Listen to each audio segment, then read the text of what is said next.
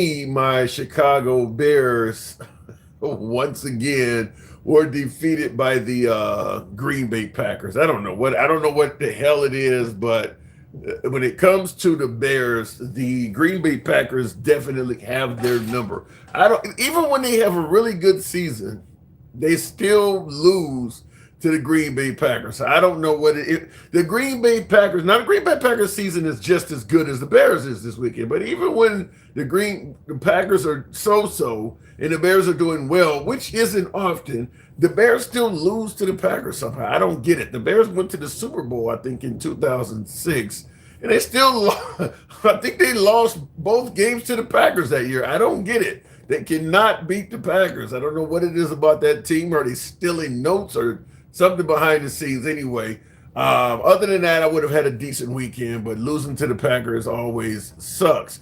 Nevertheless, let's go ahead and get into the program. You see, it's titled "Too Many Secrets."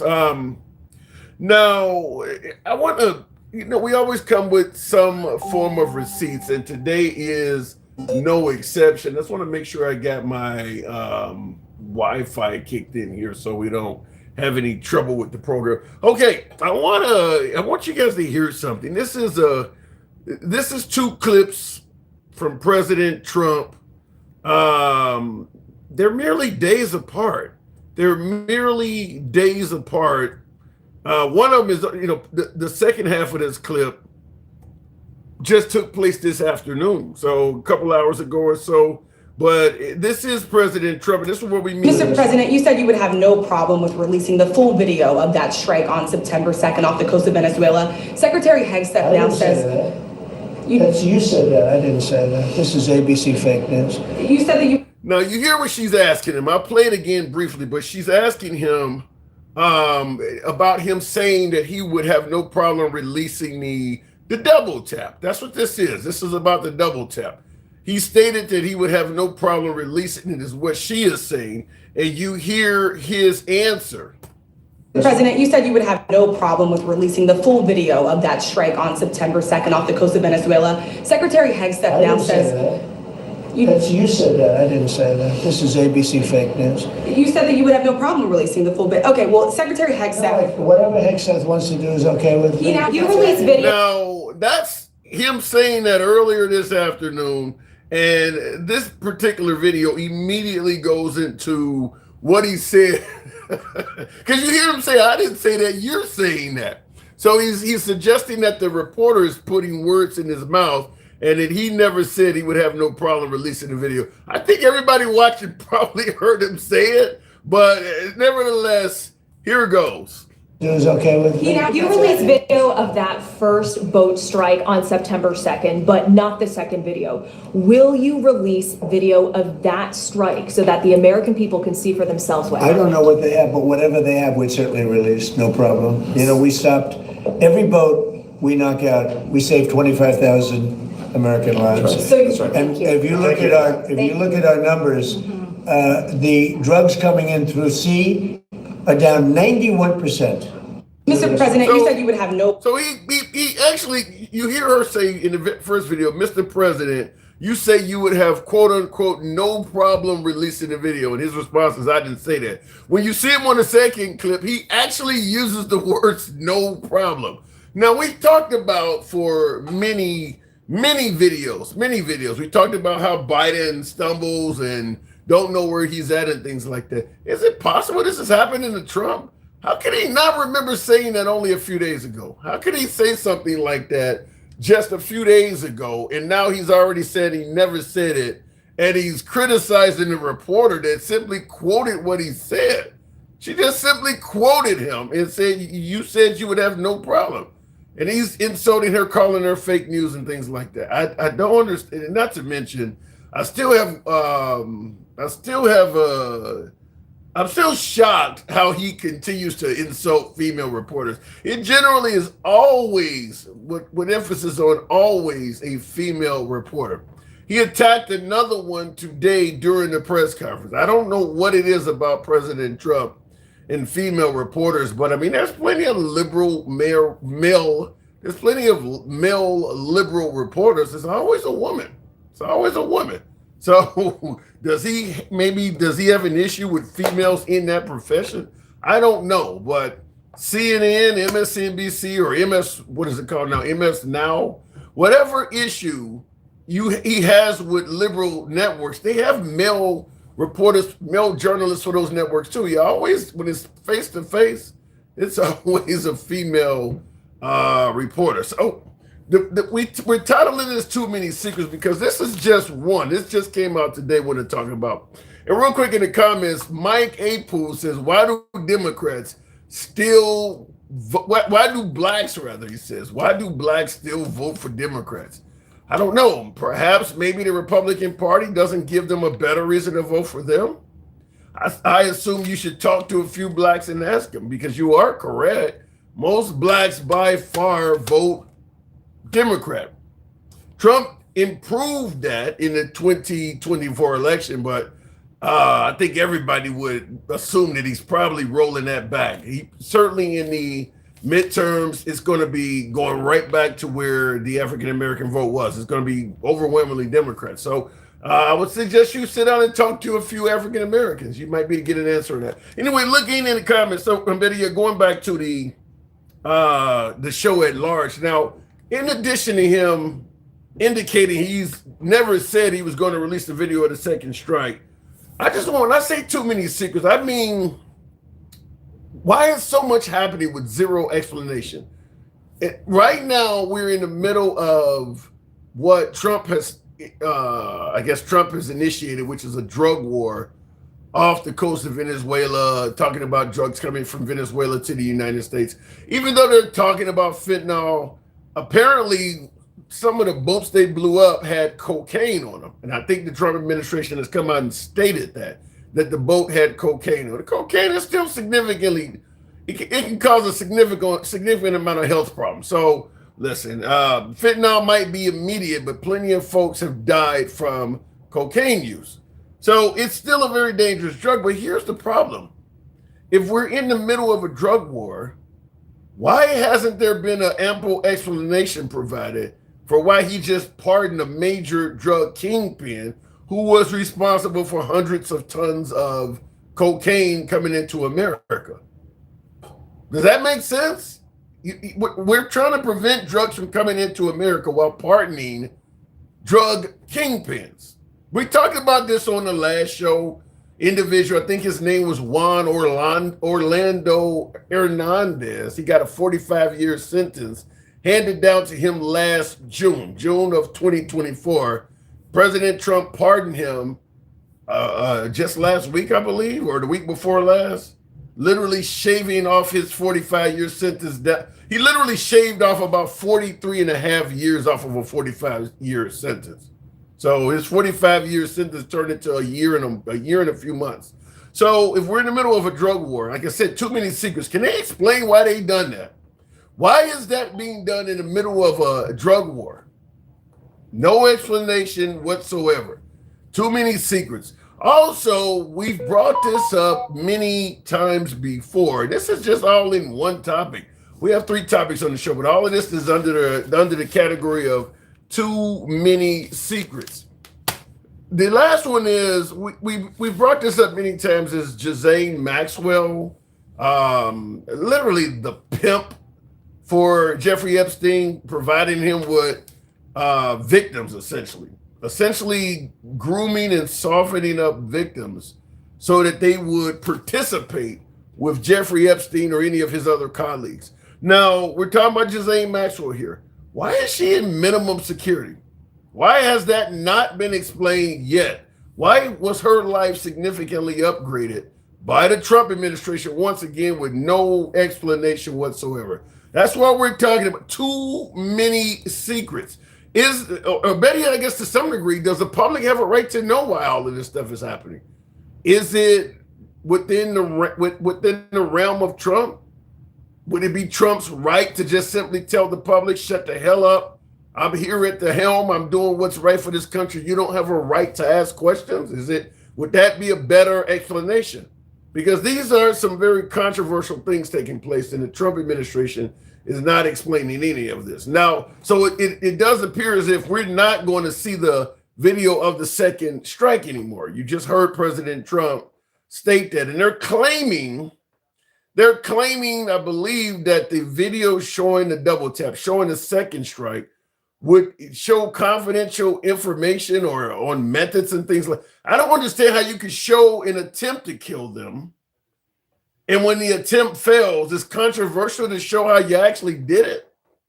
That's what they're saying. So they went from President Trump saying he would have no problem letting you see the second video to now suggesting it's some way, somehow controversial to release it. Too many secrets.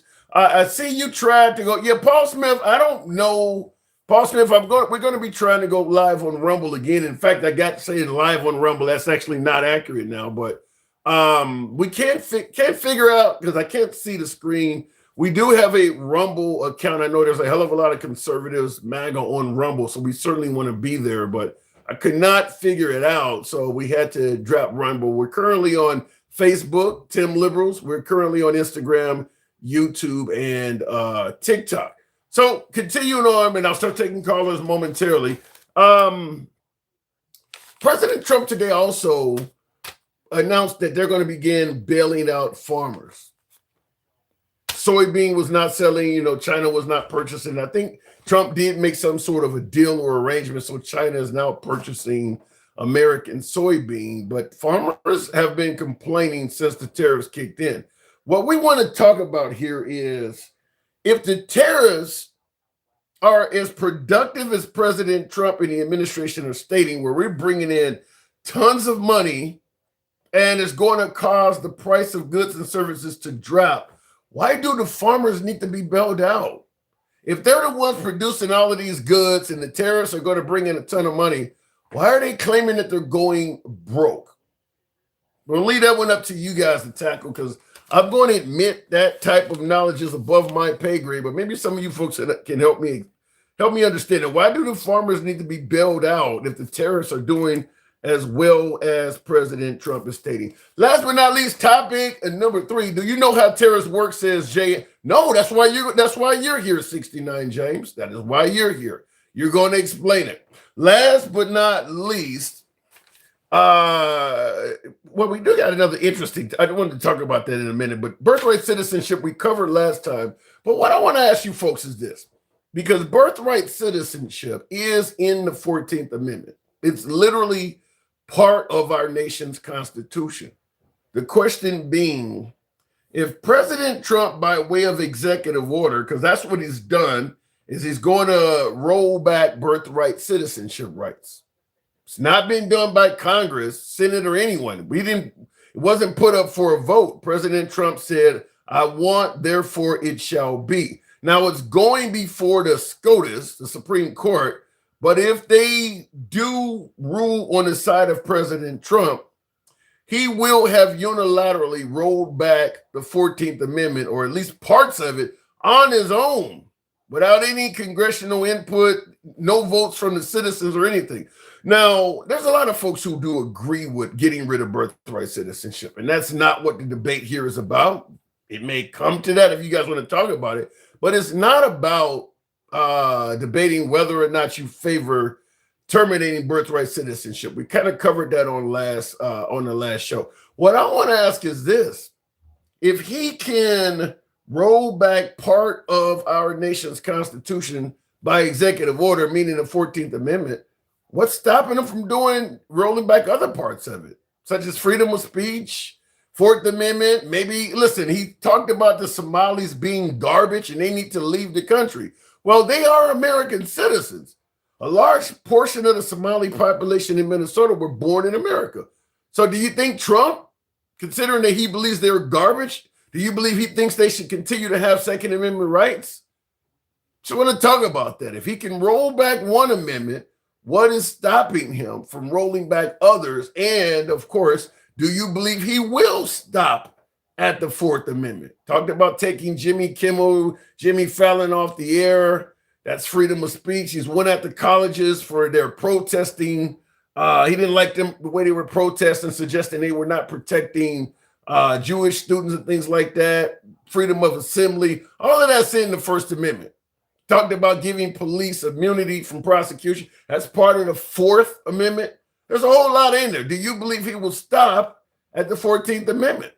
So we're going to talk about that. I'll go to the comment section immediately. Real quick, this is not necessarily what we're going to talk about, but if you want to bring it up, you absolutely can. U.S. Texas Congresswoman Jasmine Crockett. Everybody knows who Jasmine Crockett is. She's a bomb thrower for the left. She just announced she's running for U.S. Senate in Texas. In Texas.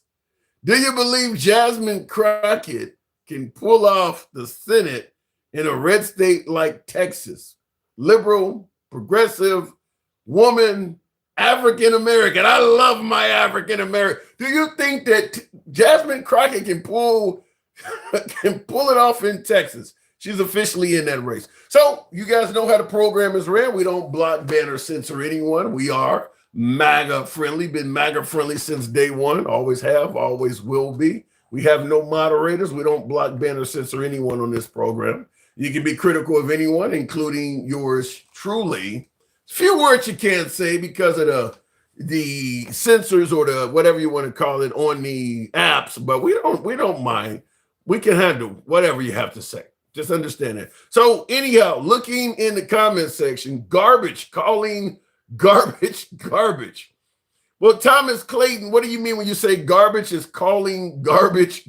So what are you suggesting, that Trump is garbage, calling garbage? So you're saying Trump and the Somalis are garbage? Let me know what that means.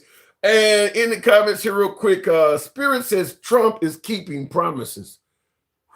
Really? Ending the war in 24 hours? Bringing down the prices of groceries on day one? You really think he's keeping his promises? Texas is more purple, but the right gerrymander the hell out of the state. It is turning purple. I do agree with that. I do, but right now it's still officially red, but with the gerrymandering, you're right. Talk about what matters the most. The Epstein files. We need to know. The Epstein files don't matter the most. If they mattered the most, you would have been talking about them like that during the Biden administration. Listen, President Trump is likely on the Epstein files. Many believe he has abused young women. We can debate that back and forth. But the reason the Epstein files are important is because people think it will hurt President Trump. If President Trump were to croak today, the effort to get to the bottom of the Epstein files would still be there, but it would be significantly less. This is the same thing I stated during the Hunter Biden years, when Hunter Biden was being targeted for his laptop and things like that. I said it then. I said the minute Biden is out of the picture, the pursuit of Hunter Biden will diminish significantly, just like it did for Hillary Clinton and her emails. So that's the main reason we want to get to the bottom of the Epstein files. It's because it will hurt President Trump, is what many assume. Anyway, looking in the box, we'll go straight. What does that say? Life-saving medication are going up in prices next month. Well, shit, I believe all of your healthcare, I think it's going to be hovering around. All of that shit's going to happen that way. James Harper, good afternoon. Welcome to the program, James. What's going on, Tim? Not much at all. Not much. Does it appear to you, as what the monitor says, that there are a host of secrets orbiting the Trump administration? Yes, it's always been like that. Is that unique to him, though? Because some would say that maybe Biden or Obama or some of them were hiding stuff. It's Mike, more unique to him because he's been saying one thing and visibly doing another. Like, we see the hypocrisy almost every day. Give me an example. What do you mean? You say he's saying one thing, but I think I played one of them in the opener, but give me an example. What do you mean by hypocrisy? Oh, we're going to be transparent about this. We're going to show these documents. We're going to do this, and then the next minute is a complete 180. We're not going to do this. That's not what we said. We weren't going to do this. Or how about we're going to lower prices for everybody, but then cut all the social programs, which is going to raise prices for a lot of things like groceries and things like that. But he's always talking about like, oh, I'm for the people, but he's more pro-corporation than he is for the people. Well, according to President Trump, not only did you pay 25% less for your Thanksgiving dinner, the price of groceries have went down significantly. He's saying they're down now. Okay, you also got to remember, like, that whole thing that he was talking about for the Thanksgiving dinner, the package was completely different. Like it wasn't the same package as it was last year. Like they switched out like the name brand stuff for great value stuff, and then they had less things in it. So no, you can't sit there and say I did a good job. Look at this when they obviously like shrank everything down. Well, I had a lot of my beloved MAGA on the show that were adamant that the price of Thanksgiving dinner was indeed dropping in their neck of the woods. Is it maybe where you happen to be somewhere where the price is up in your area? Because people were saying it was coming down. And those people that were saying we're coming down were lying to you, Tim, because it can't be like it's down in one area and up in another area. It was all around. Like that's one of the things that people been complaining about: inflation and grocery prices going up. Let me ask you. They just don't want to admit that because their guys in office. Could be. But let me ask it to you this way, because obviously President Trump was running against Kamala Harris, and Kamala Harris was the VP of President Biden. And under Biden, many folks were certainly not happy with the price of goods and services in this country. Do you believe when it comes to managing the economy, between Trump and let's go with Kamala Harris, and she was the company, who do you think would have been better at managing the economy? Economists already said that her plans were better than his. Economists, people who actually study the economy, like they all agreed that her plans was going to be less harmful for the country than Trump's plans were. I'm kind of wondering what plans was she putting out there, because I know she talked about no taxes on tips after Trump released that. What was she? No, she actually, her plan was actually like taking away subsidies and having the wealthy pay their fair share. Like she was going to increase the tax on the wealthy and get rid of some of them breaks that they have while keeping the breaks for the middle class. Yeah, trying to shift the burden off of the middle class to the upper class. Yeah, you definitely are going to get a threat to tax the wealthy and make them pay their fair share. That's really going to come under any liberal. So you do believe that you're saying, because I didn't hear any of the economists saying that her plans for the economy were much better. I don't remember. I barely remember what she was even offering. But taxing the wealthy they compared her plan to with the big beautiful bill, and they said that her plan was going to be less of a burden on the economy and on our debt than Trump's will. Well, now Trump's first term though, you would admit the economy was not bad during his first term, right? Okay, his first term. You got to remember, like the first term, the first 2 years, you're still backtracking off the last administration. But so wait. So in other words, right now, as bad as this economy is, this is the Biden economy. No, as bad as this economy is, Biden didn't implement tariffs. He didn't cut millions of jobs. Talking about I'm getting rid of stuff. I'm getting rid of all these this wasteful spending. He did all this. That is part this fall. A major event has to happen for us to fall this bad, this fast. But Trump is suggesting that the tariffs are bringing in a windfall to America. Come on, stop fluffing, Tim. No, this is what he's saying. He is suggesting that the tariffs have brought us in a windfall amount of cash. Did he not say that? He says a lot of things, but that don't mean it's true. I'm just telling you what the man is saying. The man is saying we're making a killing right now. No, we're not making a killing because those tariffs are coming out of the taxpayer dollars. It's not coming out of none of these countries that he's talking about. Not to mention, because of these tariffs, countries are stopping buying our stuff and going to other people and buying stuff. BRICS is at an all-time high now because of the stuff that he's done. Well, but what about him indicating that he's made a deal with China and now China is going to begin purchasing U.S. soybean and things like that? So the farmers are on their way to being happy again, says Trump. Tim, show me one written deal that he has and not one verbal deal. Like, all he's been saying is, I made this deal, but we have not seen not a single one of these deals in writing. I mean, you make a fair point. He most of the stuff he celebrates is things that is coming out of his mouth versus actual deals that have been signed on. I'm not aware that the Chinese signed any particular deal either, but he says it happened. So, do you trust your president? No, because he creates an issue, and then when he backtracks on the issue, then he tries to say, "Oh, look, I fixed this." It's like, no, you made that. That was your own shit. What about the fact that the gas prices are really, really low right now? Do you give him credit at least for that? No, because the gas price has been fluctuating. The gas price that it is right now has been the same thing before he got in office. No, they've went down. I think the price of fuel has went. No. So you're telling me this time Because- last year the price of fuel was the same as it is now? Yes. I don't know if that's the case. In the comments, by way of yes or no, has your fuel prices dropped at all, or are you paying the same as you were last year? It seems lower to me. Maybe I'm getting old, but I believe the price of fuel. How about this then? It hasn't went up. It hasn't went up. At least is that not a good thing? The price hasn't gone up. That's because we're producing the same amount. We haven't stopped producing. But yeah, I don't know. I think I'd have to. I wish I had more information to put forward, but I think you're wrong. I think the price of fuel, not significantly, but I believe it's went down some. I believe it actually went down some. I see. And other things have gone up. Yeah. The price, but what about the possibility that there is price gouging? Do you think it's Trump's fault that the price of things are going up? Yes. You want to know why?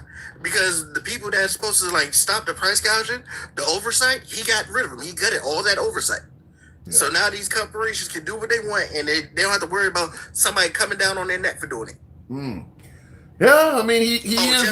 Jeff Johnson, you say name one thing: beef, coffee, groceries, like products that we get from overseas. All of that's gone up. I'll absolutely agree with you. I'm definitely one that can appreciate a good steak. I like to eat a good steak dinner at least once a week. That shit's went up a lot. I mean, if you've been it's almost double. Yeah, if you've been buying T-bones and sirloins and shit like that, like ribeyes, it's went up a lot. The price of beef it's not a small increase. It's big. I mean, you're paying $40 for a raw steak nowadays in the grocery store. It's a lot. I mean, that absolutely is a lot.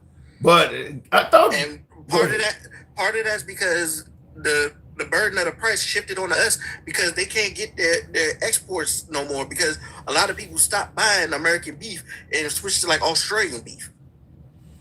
But the country namely is China, who we're supposed to be having this deal with. But how about this? Are you judging Trump because of what's going on, or are you judging Trump just because you hate the man? Paul Smith says, when are you going to understand? I suppose he's talking to me, but he's in reference, I suppose, to hearing you. Says, when are you going to understand a Democrat will never give a Republican president his just dues? Are you holding out on the commander-in-chief, James? First off, I'm not a Democrat. I'm independent. Independent. Who'd you vote for in 2024? I voted for Kamala Harris in 2024 because I know that Trump was a liar and he's known for stiffing people on bills. Every time he says he's going to do something, if it's not beneficial, he's not going to do it. Did you vote for Trump in any of his 3 attempts? No. Obama versus Romney. Obama versus Romney? I voted for Obama. But I voted for Hogan. I voted for Hogan in the state level. Obama versus McCain. I voted for Obama. I didn't Nationally, like McCain. You don't seem too independent nationally. You seem like you might be a liberal. That's because it's not a third party that's really going out there for votes on a presidential level. All right, fair. I mean, if you're voting for Obama and Kamala Harris, both are considered definitely left of center. Some would suggest they're even progressives. I'll put it to you like this: if Bernie Sanders would have got the nomination, I'd have voted for Bernie. And you consider that independent? Bernie is independent. He joins a party just so he can get votes. But Bernie always he's left of them. Right. If you got Republican, if you got Republican here, independent here, and then Democrat here, Bernie Sanders is actually left of Democrat. You're nowhere near independent. But Bernie's actually for people though. Huh? But Bernie's actually for the people. He's not sitting there for corporations and things like that. He's actually trying to do stuff for the people, which is what they're all supposed to be doing. Well, you do understand, James, that Trump says he's for the people. Trump will tell you anything to get your vote and to get your donation. So let me ask you this. Speaking of folks that may be a little bit left of center, Jasmine Crockett, she just threw her name in a hat for the U.S. Senate in Texas, the Lone Star State. Do you think she can pull it off? It'll be a difficult one if she does pull it off. But the way things are going right now, she might have a chance because a lot of people are not happy with this Republican Party, especially down there in Texas with those guys down there. They haven't done anything for them people, especially since like the super freeze. How many times have they abandoned the people when they need them the most? Well, I'm going to tell you, James, even though I hear what you're saying, MAGA is still overwhelmingly happy at Trump's performance. I'm getting folks that are still regularly telling me he's the greatest of all time. Politics like football, Tim. Say that again. MAGA treats politics like football. If MAGA wins, it's a win for their team. They don't care. They'll sit there and cheer it on while bill creditors is knocking on their door. I swear to God, I've heard somebody say that before. Yeah, I don't disagree with that. I don't disagree with that. But I mean, so based on that, he can't lose. Actually, he can because remember, the reason why he won was because the independents switched sides and started voting for him. But he done pissed all them off. So all that momentum that he gained in that last election, it all went back the other direction because of all the policies he's been putting in, all the stuff that he's been doing. You feel confident that Trump is pissed off the independents, that if Trump had to run against Kamala Harris today, you think she would beat him? You think she would have a chance? After losing all 7 swing states? Having these last couple elections been showing you that? Because this major shift from the Republican Party over to the other side. How many upsets has been happening in this year alone? Yeah, but that's upsets at the gubernatorial and congressional level. That ain't upsets with Trump. Trump is just charming and he knows how to speak to the people. Maybe some of those Republican congressmen did not want to do that. Say that to the millions of people that lost their jobs or lost their savings because of the things that he's been doing. Not to mention the people that whose family members have been harassed and kicked out of the country because of his policies. Those people are not going to sit there and say, oh, well, you know what? Just because that happened, I'm still going to vote. No, they're going to be against that. Well, last question before I move it on. How do you respond to people that say Trump is only doing what he promised? He made it clear he was going to be part of the largest deportation in history. Now that he's in office and he's doing that, how can you complain? He promised to do that. He campaigned on it and people elected him. He promised to get rid of the criminals. He's taking away people's status. He's taking away their protection statuses and going after people that's doing their hearings and things. People trying to do the right thing. That's who he's attacking. And then he's trying to make it so that in order to make his numbers, he wants to kick out all asylum seekers, all the people that we took in as refugees, because apparently they're the ones that are making a country bad when that's not the case. Well, I don't know. I'm like I said, MAGA's still quite happy. I got to move it on, James, though. Appreciate you coming in. Thanks for coming through. No problem, Tom. Anytime. All right, tap the screen, by the way, folks. Smash that like button if you're watching on YouTube. If you're currently watching us on Facebook, certainly follow the program if this is what you enjoy. Uncensored dialogue from all sides of the aisle. We don't block, ban, or censor anyone. Left of Bernie Sanders to I'm having dinner with Q. Everyone gets to speak. You can be critical of anybody on this program. That's how free speech works. In the comments, Jason Hacker says, this guy has no clue what he's talking about. Now, I don't know if because that comment came in before my last caller dropped. So I don't know if that's in reference to yours truly or if it was in reference to my last caller. James, you can feel free to specify that. Sticky Fingers. My gas in my town of south or southeast area is $1.99. Okay, wow. So you're saying that you are paying $1.99 a gallon? I haven't. Wow. Listen, if fuel prices are under $2, how can we not give President Trump some credit? You didn't see that under Biden, right? $1.99. Is that what you're saying, Sticky Fingers? When are you going to understand? Looking at the comments here, I just want to. I haven't seen that. I have not seen that. Yeah, nowadays people win big money if your team wins. Creed, that ain't nowadays. That's always been that way. It's always been that way. if your team wins, you win big money in reference to politics. Ain't nothing Donald Trump can do for me that the good Lord had already done. All right. Where or when was Trump ever charming? Elaine, if you go to the way people leave Trump rallies, I'll say it that way, and I've been to a couple of Trump rallies, the way Trump energizes a crowd at a Trump rally, I've seen it from Obama, because I went to Obama. Biden rallies didn't do it like that. Trump knows how to speak to people. The jokes he tells is obviously jokes that are going to relate to the audience that he draws in, but he is very charming. He is very charming. You may not like what he says because the charm is not meant for you, but he's a very charming individual. Real quick before we go back to the box, what's more important, gas or your job? Wow. I'm going to say for most Americans, their form of employment is going to be more important than the price of fuel. Let's go back to the box. We'll go straight to the one and only Michael, the boss. The boss. I wish I could say the Bears right now, but they lost to the Packers. Mike, good evening.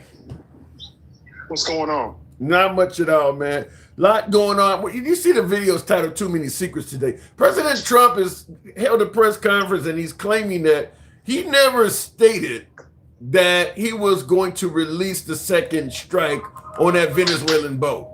How does that work? He just said it the other day he was going to do that. And because they lied, because he's a liar in his support. And listen, you're going to bring up people here. If you bring up MAGA, they will say, well, you know how Trump is. He always says stuff. You guys always take him seriously. You always take it out of context. Blah, blah, blah, blah. MAGA don't talk like that, do they? Excuse me, Tim, while I talk on his dick for a couple more minutes. Can you bring me up next after I finish off fluffing him? These motherfuckers are so disconnected, Tim. It's ridiculous. Did you hear what else you said today, too? What?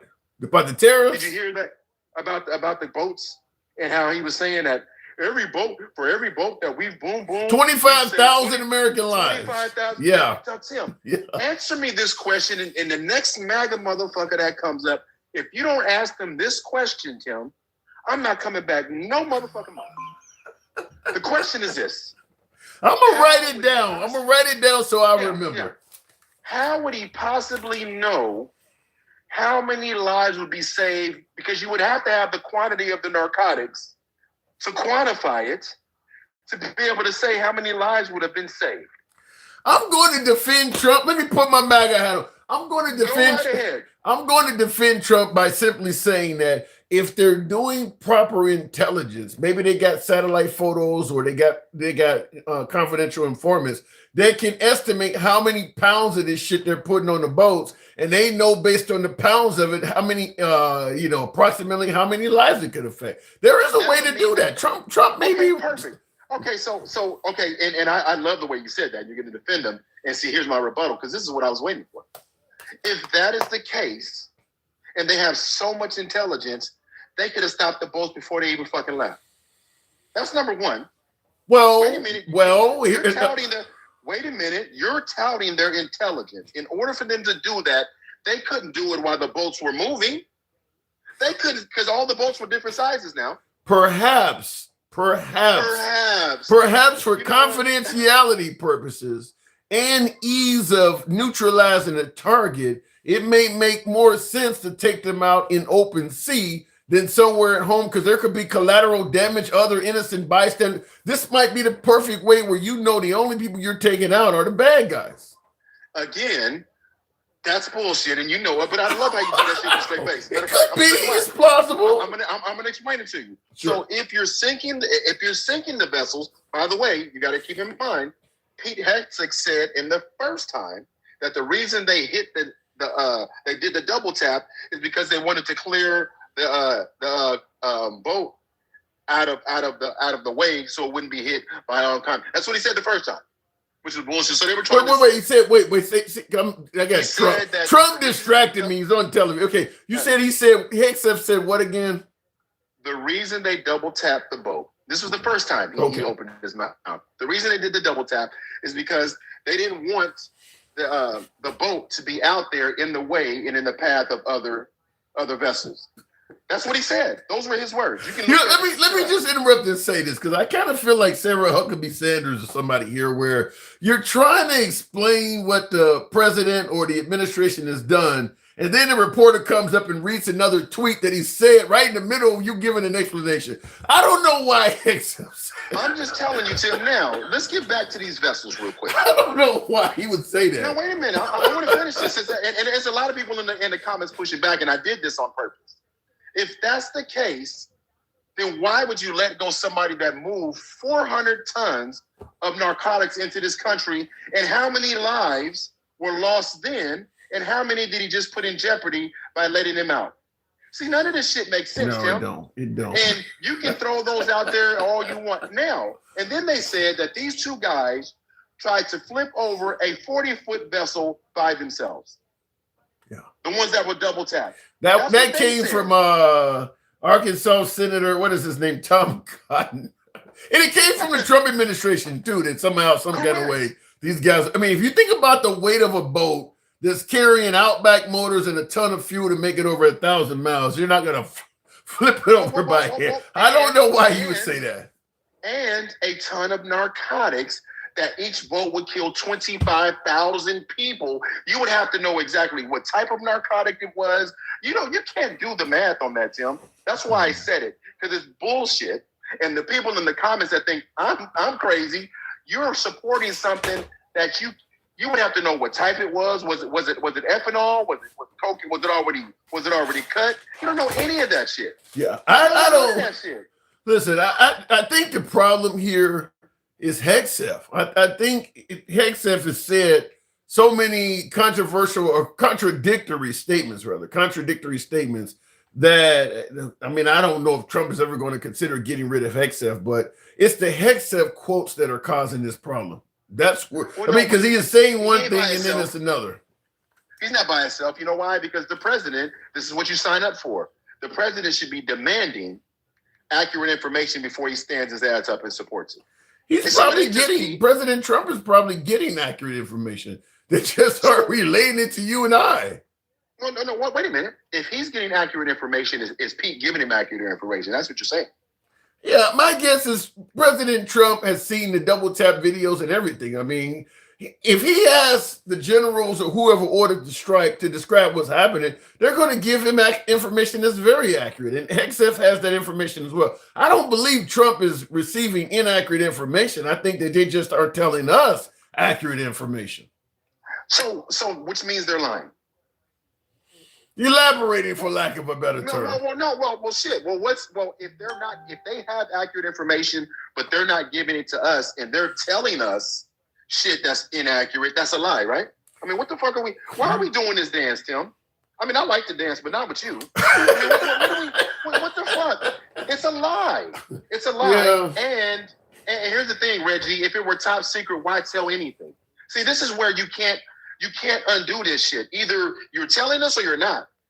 But if you're telling us what happened in the operations and then it doesn't jive and it doesn't make sense because the video doesn't support it, they haven't recovered one fentanyl pill. They haven't recovered one brick of cocaine. And somebody told me earlier on another live that Congress said that they had seen evidence of. Congress hasn't said that.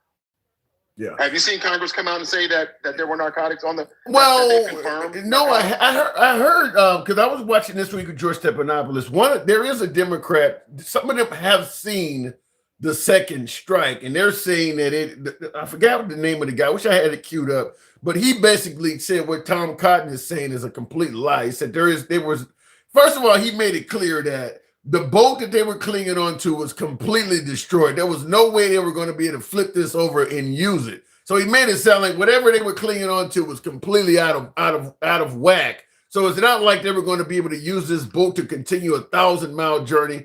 He stated they didn't have any weapons and they didn't have any radios because they also indicated they might be radioing for help to stay in the fight or something like this. I mean, stay in what fight?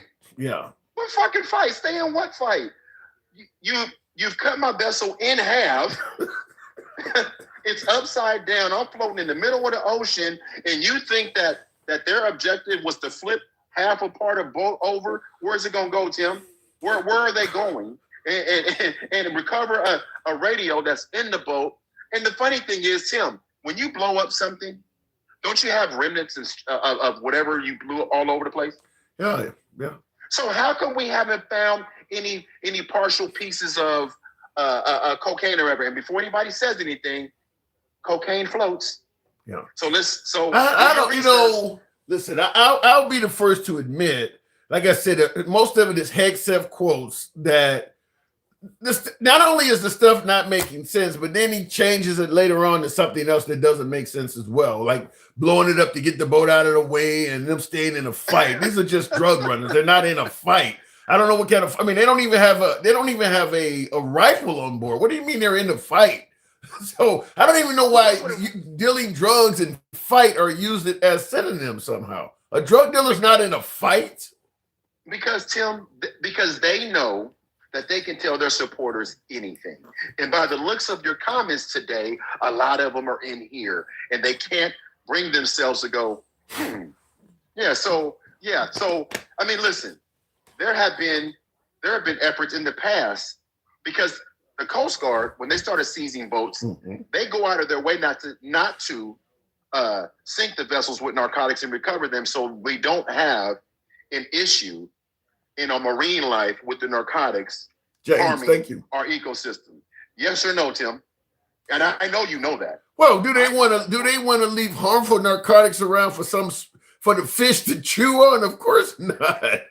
But what they're saying is, the message up to this point is if you listen to them, they saved 25,000 people. So there has to be a significant amount of narcotics on each boat that they'll never verify because they sunk it. But where is it going, Tim? Where is it going? Well, I suppose they would say it's soluble in salt water or something. I don't know. But you do raise a great question. Because that stuff would be barrels of cocaine and things like that would be extremely harmful to the marine environment. Why would you just leave that stuff at sea as opposed to disabling the boat, taking the folks into custody and getting those narcotics off of the vessel so that they can be destroyed? The problem is I think a lot of journalists have become somewhat fearful to ask those type of detailed questions to the Trump administration because they're hostile in how they answer.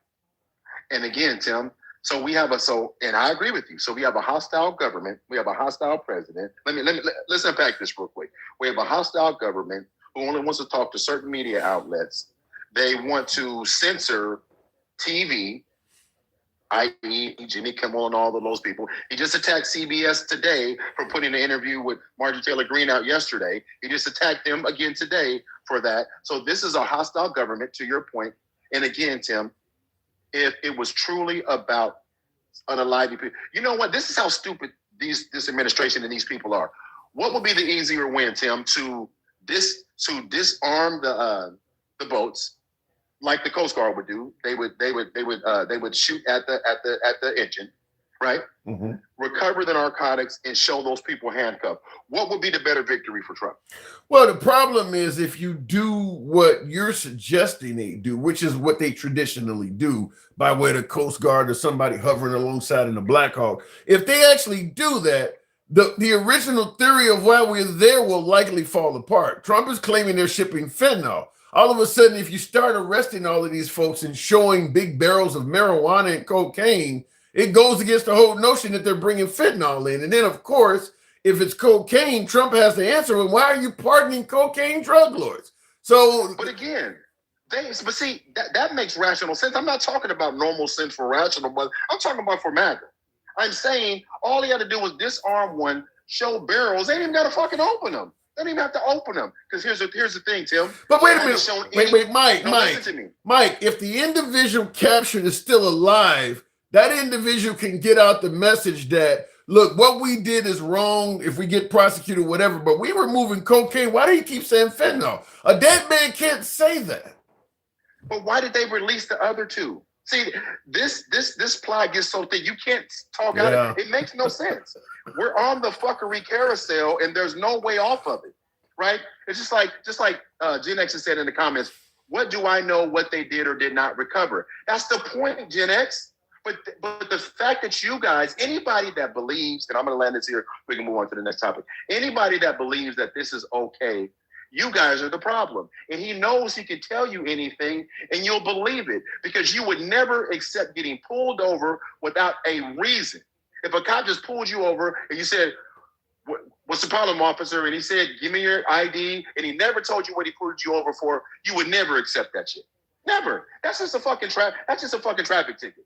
You would never just accept that. How about this though? Jerry Garcia in the comments says we don't know they didn't recover remnants. So in other words, maybe they did recover narcotics out of the ocean. Why would they? Then listen, Tim. The whole argument, the whole thing that the House committee is asking is for information that they won't release to the House committee. How easy would it be to show the House committee pictures and let the House committee go out in front of the media and say, "We've seen evidence"?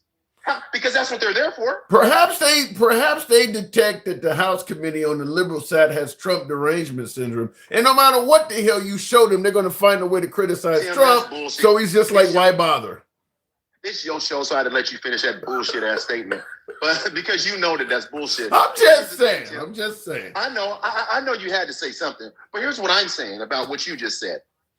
If they had the evidence, you could just make this all go away, make the left look like fucking idiots, and say, "There it is."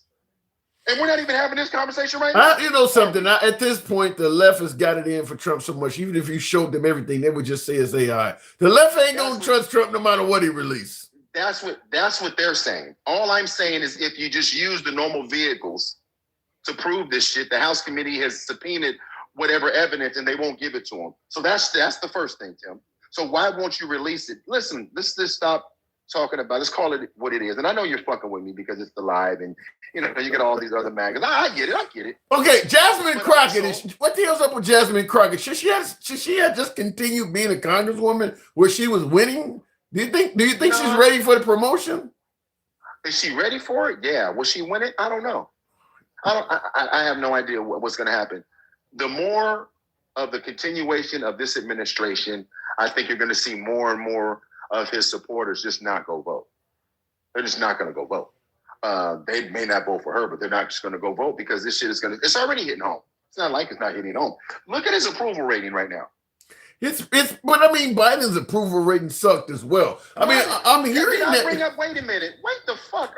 Did I bring up Biden? No, I did. God damn it, it sucked too. You can't pretend like it's just Trump.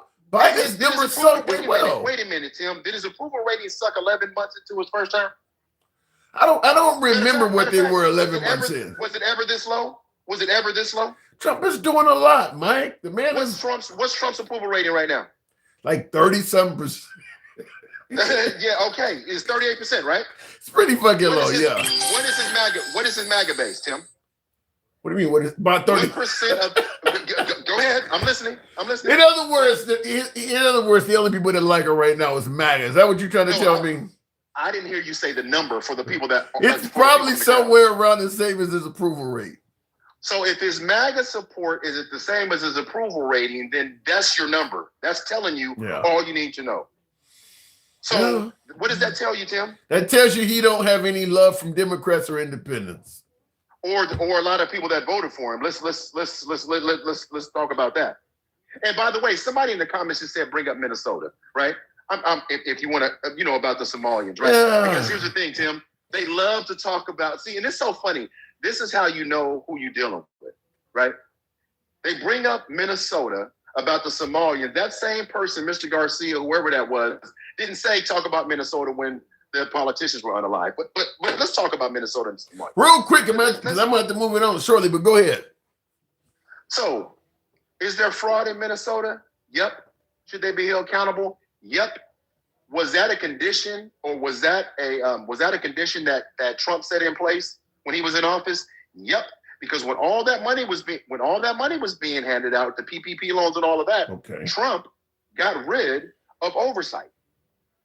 And I'm not blaming him on what they did, but he removed oversight, and there was tons of fraud with PPP. I don't like it for two reasons. First of all, I can tell you for damn sure the Somalis ain't the only ones that committed PPP fraud. That's the first thing. The second thing is, how the hell are you going to damn an entire group of people for the actions of a few? I mean, we still go to Catholic church, do we not? considering how many of them have committed major felonies. I don't like damning the whole Somali population for the actions of some of them. I mean, you're gonna call the kids and the juveniles garbage too. They didn't receive a PPP loan. Everything about that is bad, in my opinion. Of course it is, Tim, but they're not going to talk about that shit. He wants to send even U.S. citizens and these same motherfuckers that voted for him. So get on the boat or get on the plane, wherever the fuck, because they voted for this shit too. How about this? Now, I don't have the numbers, but this seems astronomically high. In the comments, someone with the name of Six Pack, that's a pretty good core. Six Pack says 88% of Somalis are on welfare. 88%? Yeah, the number's not that high, Tim. But That's again, exceptionally high. listen, the Trump administration is this campaign of demonizing people is working for the racists. When you said you went to a rally and he was charming to the racists. He was charming to those people that don't give a fuck about other people. How many comments have I seen going, good, they should have attacked it 4 times, and all of this shit, right? And Tim, the very ones that are tapping are the same ones that were talking about Lincoln Riley. The same people. The same fucking people. The same people in the comments right now. Well, Lincoln Riley, and we need to. So you don't give a fuck about people. You only care about those things that make you feel comfortable, to demonize someone else. That's it. That's it. I don't disagree that is certainly the way our political sphere is ran. I got to move it on, Mike. It's not just politics, Tim. No, it's not. No, it's not. I agree with that. But I got to move it on. It's not just politics. Yep. All right, Mike. Appreciate it.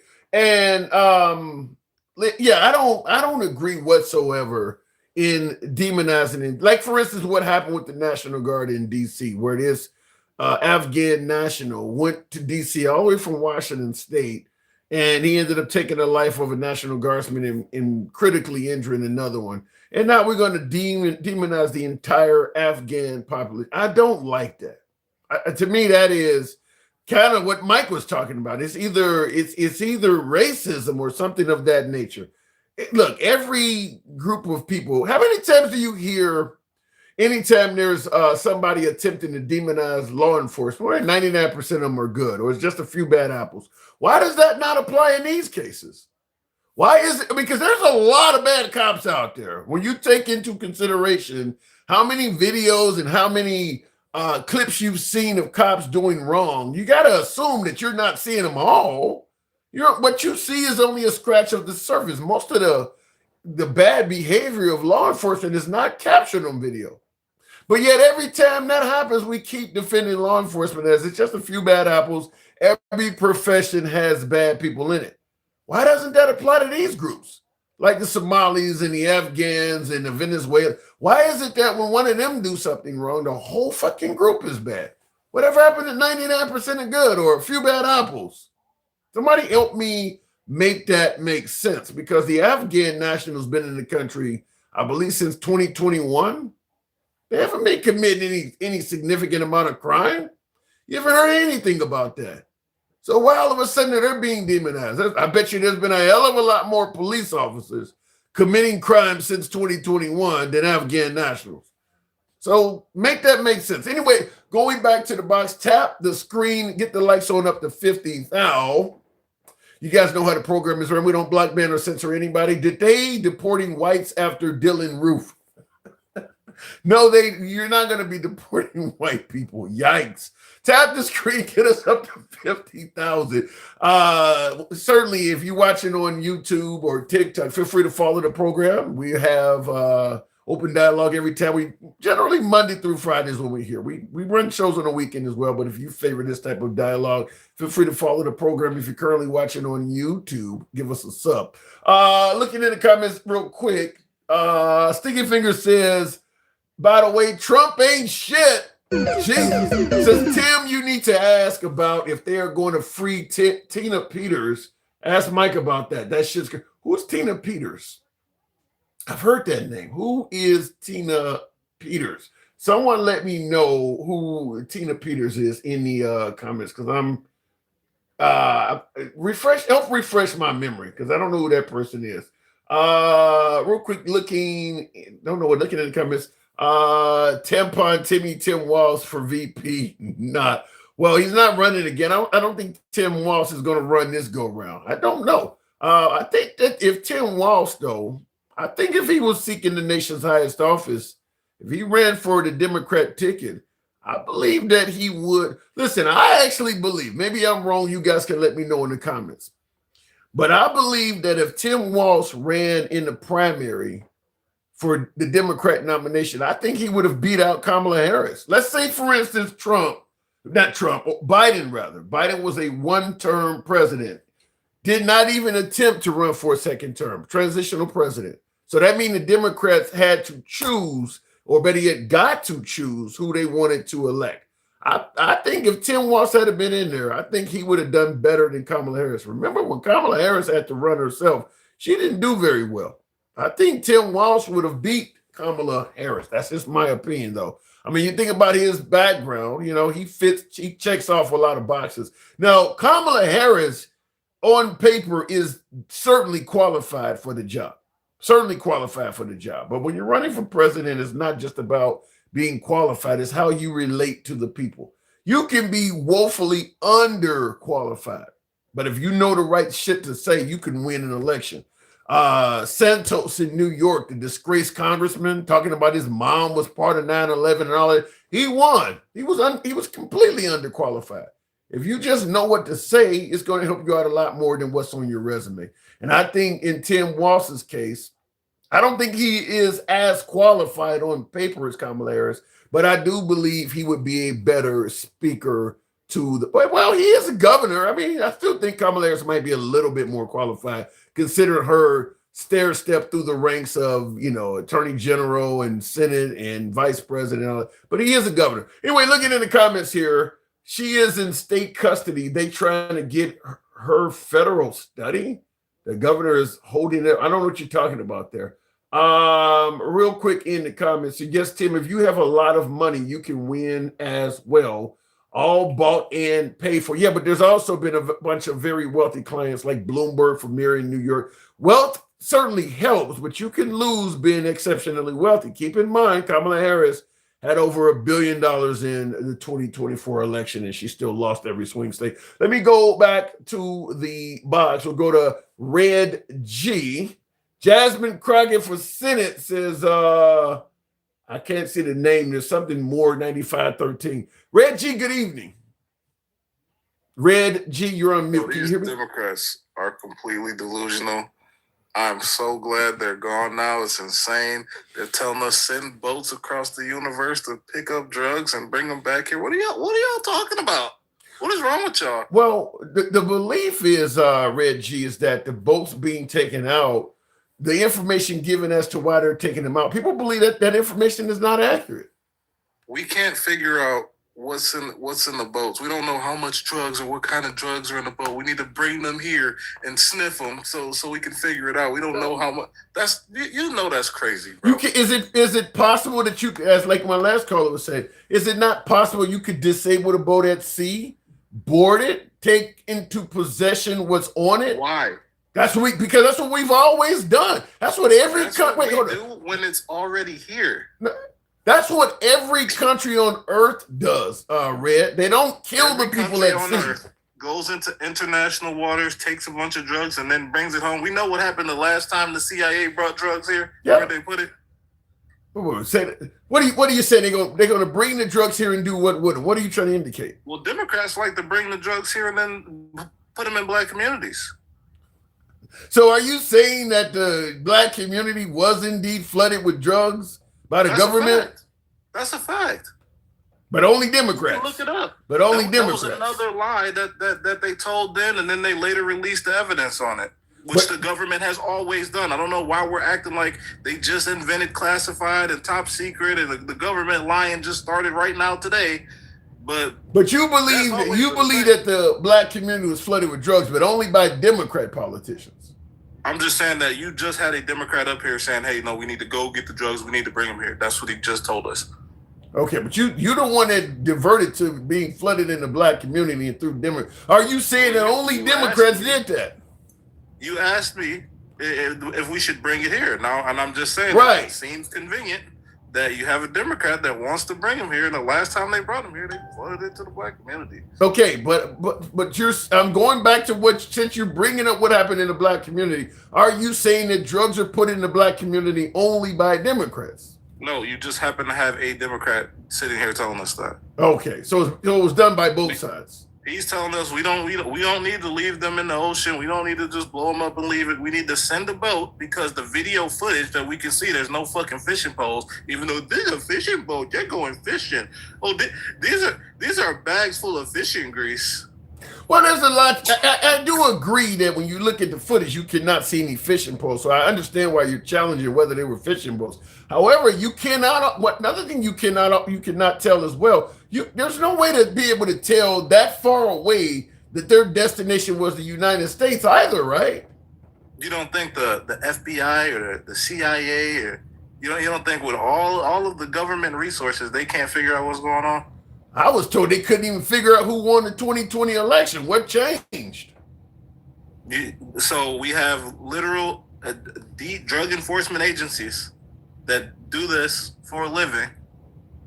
Whereas in the election, there's the election oversight committee is trash and everything's ran by the states that are but that's a trash. federal institution. Wait. So you trust the Fed? Completely separate idea. Okay, so And you then trust also- that you trust the FBI, but you don't trust the election and oversight committee. I trust video footage of a drone strike where I can see that there's bags and barrels of drugs. You can literally see. Have you seen the image? Yeah, I've seen the image. Is that a fishing boat? Well, did they have nets? Did they have any fish? The only thing I will give you likely is that I can see the argument made that these are not likely fishing boats. Certainly with one of them being a submersible. That's about the only argument I will give you. The argument that they're coming to the United States, even if they're carrying drugs, you got to prove that they're coming to America. I don't see any evidence of that. Why do we have? Who do we have to prove it to? Because you don't have a right to go in international waters and interfere with some shit that has nothing to do with you. Who's gonna stop them? Just because nobody can stop you don't mean what you're doing is not wrong. Okay, yeah, America could do all kinds of shit that nobody could stop. That don't mean it's right to do it. So we should just let them transport the drugs. Just let them do it. So in other words, if somebody is carrying dangerous narcotics from the likes of Venezuela to Guatemala, America should stop it. If they're in international waters and we have conveniently located a strike that can stop these from ever going anywhere, why would we not do it?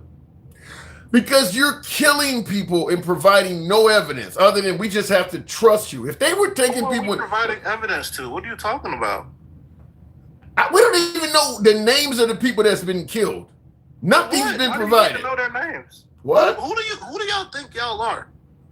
I don't know. Concerned citizens? Is that okay? Concerned for what? It has nothing to do with you. It never made it here.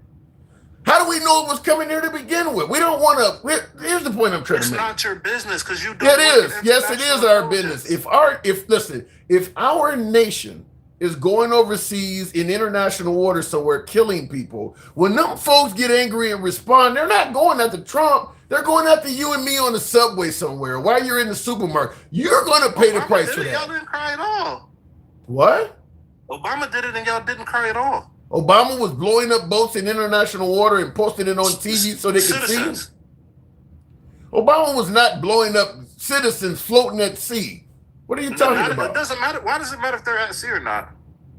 Because Trump appears to be bragging that he's killing people. You just had a Democrat come on here and say, "Why not blow them up on land? Why not strike the land?" You know how dumb that sounds? Listen, I'm not suggesting you strike them anywhere without showing ample evidence of why you're doing it. Trump is just talking about, I did it because of this or that. Okay, well, show some evidence. The entire world seems to think that what he's saying is not true. Even the United Kingdom has publicly stated they are no longer going to give us any intelligence because they believe what we're doing is in violation of international law. That's one of our closest allies saying that. Why would they make that up? No, it's not. Because your closest ally is Israel. Y'all give them power to do anything and everything they fucking want to. We went to war with Afghanistan. Y'all didn't ask for no fucking Who's evidence. y'all? Ever. Define All y'all. these weapons of mass destruction. Nobody ever asked for evidence. Define y'all. The whole United States. Okay. So in other words, Israel's. Where are the weapons of mass destruction, Tim? We went through war for 20 years. Where is it? Where's the evidence?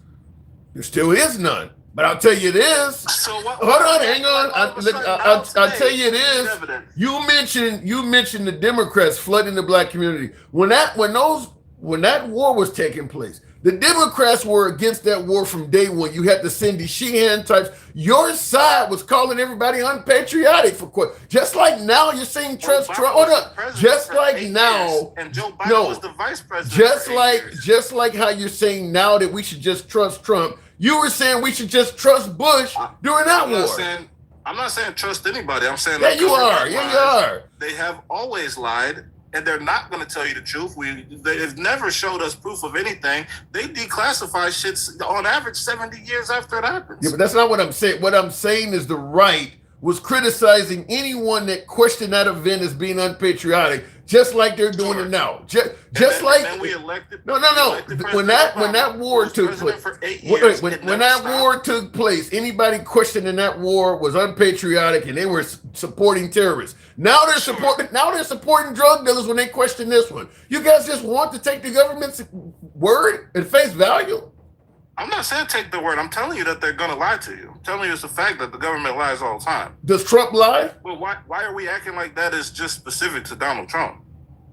Because you don't ignore one lie because it happened in the past. You nip it in the bud when you can. KGP came on TV 32 times and said that Joe Biden would not pardon his son. Okay, he lied. Nobody died from that, though. Just he lied. It's cool. Oh, it's cool every time somebody else lies. So what is the problem? He was kicked out of office. Who was kicked out of office? Biden. He was not going to win. Come on. Tim, you're being absolutely ridiculous. Red. Biden served his entire term. Red. Who kicked Biden out of office? Biden wanted to run again. Who stopped it? It wasn't the Republicans. The Democrats pushed him out of the way. Joe Biden at old age couldn't even come up there and talk for 1 minute, and Nancy Pelosi pushed him in a closet. He still wanted to run a second term. Who stopped him? But you said he was kicked out of office. He wasn't. Who stopped him from running a second term?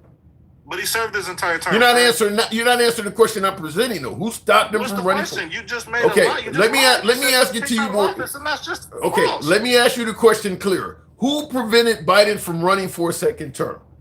We'll never know because the Democrats are never going to tell us the truth about it. Okay, so he just wrote a letter and resigned for no reason at all, huh? We will never know. We will never know. So but you said he got kicked out of office, which is wrong. He served his entire term. He wasn't impeached. He pardoned his son. He pardoned his whole family. And you're sitting here lying about it. You will never know who inspired Biden to step down. Is that what you're saying? You'll never know that? You'll never know it was Nancy. You'll never know. I think you're ignoring history. You'll never know Nancy Pelosi. You'll never know Nancy. You'll never know George Clooney. They were public about it. How did you never know that? What? Are you going to show us who wrote the letter? No, I don't need to show you who wrote the letter. Everybody knows. So we don't know. Okay, so it might have been Trump, in other words. Evidence, Tim. Show us the evidence. Okay. Then show us the. We don't need the evidence now. Convenient. That doesn't make any sense. That you would show us evidence? Okay. Listen, if you're trying to indicate that because we don't see the evidence, we don't know if the liberals even made Biden decide not to run again, I don't even know what to do with that. That sounds insane. All of a sudden, you don't want evidence, Tim. You've been telling me this whole time we need evidence of everything. All of a sudden, what you're saying don't make sense. Tim, what you're saying doesn't make sense. You're saying the government needs to show proof of the things that they say so we can believe them. And then when I present you with the same thing, we don't need to see it. Biden stepped down. We're talking about Trump is killing people. Step down, Tim. We're talking about Trump he served his entire term. Please stop saying that, okay? We're talking about Trump killing people. Somehow Biden is coming to the conversation. I don't get it. Right, because we compare presidents to other presidents. That ain't okay. What did Biden do that's equivalent to blowing up folks with no proof or evidence of why he's killing them? Give me what Biden did. Repeatedly.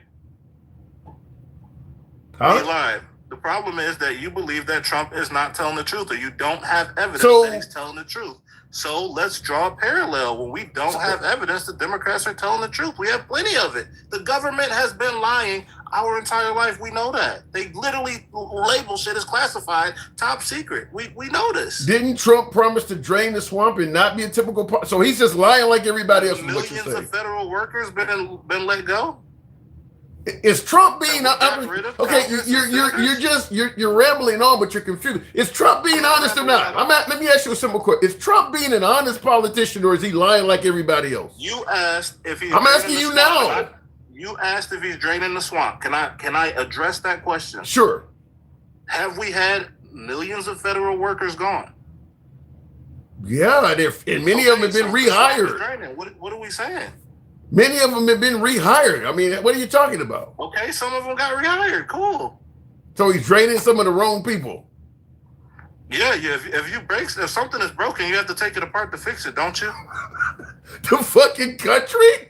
That's what he's doing, is taking apart the country? Does it need to be fixed? No, not to the level where he's doing it. So the question, let me present the second question to you. Is Trump being an honest politician? Is he an honest man? Is he doing exactly what he campaigned on? You're asking a question with a question. Is he being honest? I didn't ask you what he campaigned on. Is he being honest? Because in order to address that, we would have to ask ourselves: is he being honest? Is he doing the things he campaigned on? Well, he said he's going to drain the swamp. We're seeing the swamp getting drained. He says he's going to get rid of these drugs. The drugs are gone. He says he's going to release the MLK and JFK files. They've been released. Epstein. Why don't you skip what you brought up? You brought up MLK and John F. Kennedy and completely. You brought up MLK and John F. Kennedy. You brought up John F. Wait, hold on. Are we having a conversation? Or are you just talking? You let them talk for hours. Okay, are we having? I haven't hung up on you. You just keep talking on and on. But you're talking over me. Okay, speak and then listen. Go for it. If you can bring up the video, he literally said, "I'm less likely to let go of the Epstein files because there's people that involved that could get hurt." He literally said that. He said, "I would love to release the MLK and JFK files," which he did. So he campaigned on not releasing the Epstein files. He was asked a direct question and he said, "I'm less likely to release that one." Okay. I think you're about the only person that heard it. He said that before becoming president? One in the chat, if Donald Trump made it clear that he was less likely to release the Epstein files.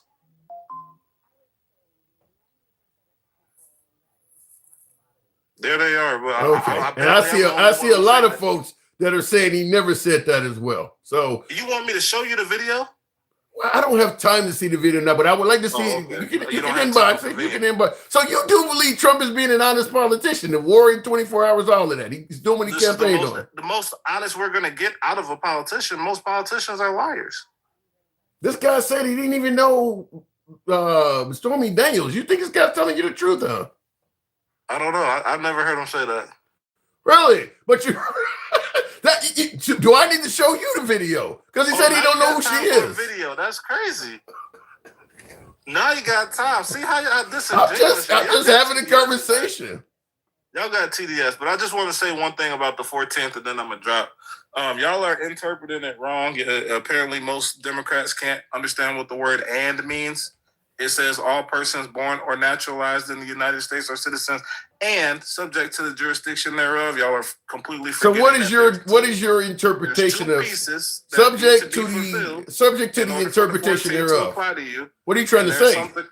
Why do you have to talk over me? I'm explaining what I'm trying to say. Because you're rambling. Go ahead. I'm not rambling. Yes, you are. I'm you're giving rambling. you a coherent thought that there's nuisance to. Coherent rambling, but go ahead. Okay, so it says all persons born and naturalized and subject to the jurisdiction of the United States are citizens. And so there's an extraterritorial jurisdiction that applies to people that are not from the United States, right? There's a jurisdiction that applies to them outside of the United States. That's why they get deported. No clue. So they are not citizens of the United States. Okay. That absolutely makes no sense to me. We'll see how the Supreme Court rules on it. I'll move it on, Red. Pleasure talking to you. Come on back anytime.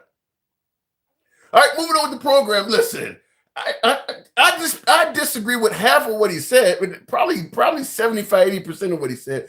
But he did have a few points, such as you can't ask for proof for what you disagree with, but when the other side disagrees with it, you don't have any proof. I mean, he made a decent point, but comparing Biden's lies But because Biden did lie about not pardoning his son, but comparing that to killing people is where, well, they're both lying. So no, I don't, that part I disagree with. I will admit that previous politicians, including Biden, lying about not pardoning Hunter, they have lied. But comparing that to killing people while providing no evidence and suggesting, well, Biden lied, I might be lying about killing people as well. I don't put those in the same category. Just like a lot of folks on the right do not put laughing at the assassination attempt of Nancy Pelosi's husband in the same category with Charlie Kirk. Listen, it is what it is. Anyway, moving on with the program. Tap the screen, get the likes on up to 60,000. Understand we don't block, ban, or censor anyone. Me and the last caller completely disagreed. He's obviously MAGA. We didn't cut his time short. We don't do that here. You do have a right to speak here. So we do. Looking in the comments, Sticky Finger says this guy, he's referring to my last caller. He says this guy is a serious extremist knucklehead. How many rocks does he have in his head? Because he is not making his statements crystal clear. Laugh my ass off. Oh my God. Listen, some folks favor their side of the aisle. Their politics are passionate enough that they don't really want to hear any counterpoints against their side. My guess is it's kind of like that. Jackson says no need to block. Yeah, we don't block candidates here. We don't block callers here. We disagree is disagree. That happens. Tap the screen, get the likes on up to 60,000. We'll take the next caller at 60,000. You can't be a politician and honest with the American people. It does not exist. I don't know, handsome conservative. You can't be a politician and be honest with the American people. Do you agree? Do you guys agree with that? I think you can.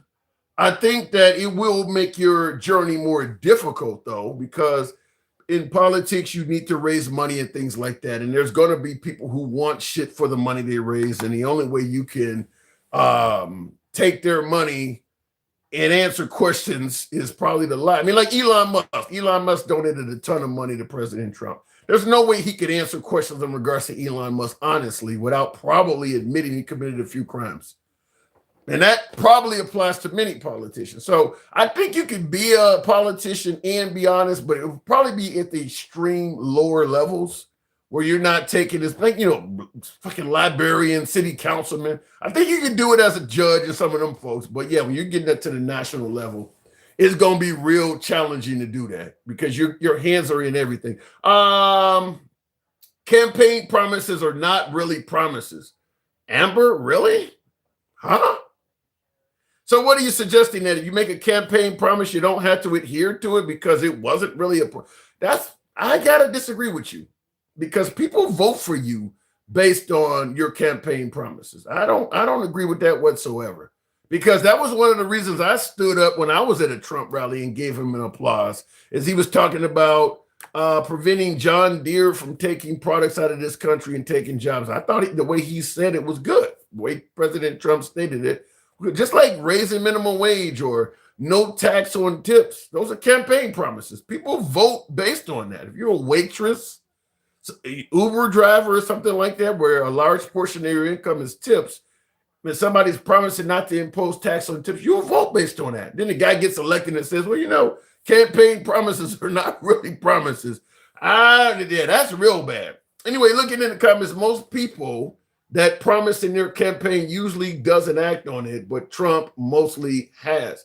I don't agree with that, the Savage. I don't agree that Trump has actually delivered in most of his campaign promises. I think that if you favor Trump or you think the liberals are going to destroy the country, I think he could fail on as many campaign promises as he has. But as long as he meet a couple of them, because you favor him, you're going to just ignore it. I mean, ending the war in 24 hours, bringing down the price of groceries immediately. Trump has said several things that has not come true. Now, my last caller indicated that he never even promised to release the Epstein files. Or better yet, the way my last caller orated, he made it clear he was not going to release the Epstein files. Go tell that to Dan Bongino and Kash Patel based on what they were saying in their podcast. There's no way in hell people believe that electing Trump, you would not get the Epstein files. That is, he heard that in some obscure circle, because all of a sudden Trump gets elected and suddenly MAGA's like, well, you never told us. Come on now, really? Let me go back to the box. We'll continue on with Relentless Pursuit, I think it says. Good evening. Welcome to the program. The prices are high. Tariffs are an issue. I see that in the comments. Evil Major Boom. Good evening. Evening, man. Now, get that. Is that the way you heard it? That President Trump promised that he was not likely to release the Epstein files during his campaign? Yeah, I think he was sitting in the chair here today. He was shitting on himself, and then he was lying to us about it too. Thank you for that, Jackson. So, yeah, I mean, my last caller said that Trump made it clear you was not likely to get that stuff. Your last caller, he was, man, dude, like, what the hell? Just, he was throwing up so many rocks and trying to avoid the, like man, just shut up and just answer the damn question. Damn. Listen, we get passionate callers. I mean, the man believes the liberals are. I mean, I believe he's Black MAGA, if I'm correct. But listen, Black MAGA, just like MAGA, they believe the liberals are mistreating Trump, and they're going to defend their candidate of choice.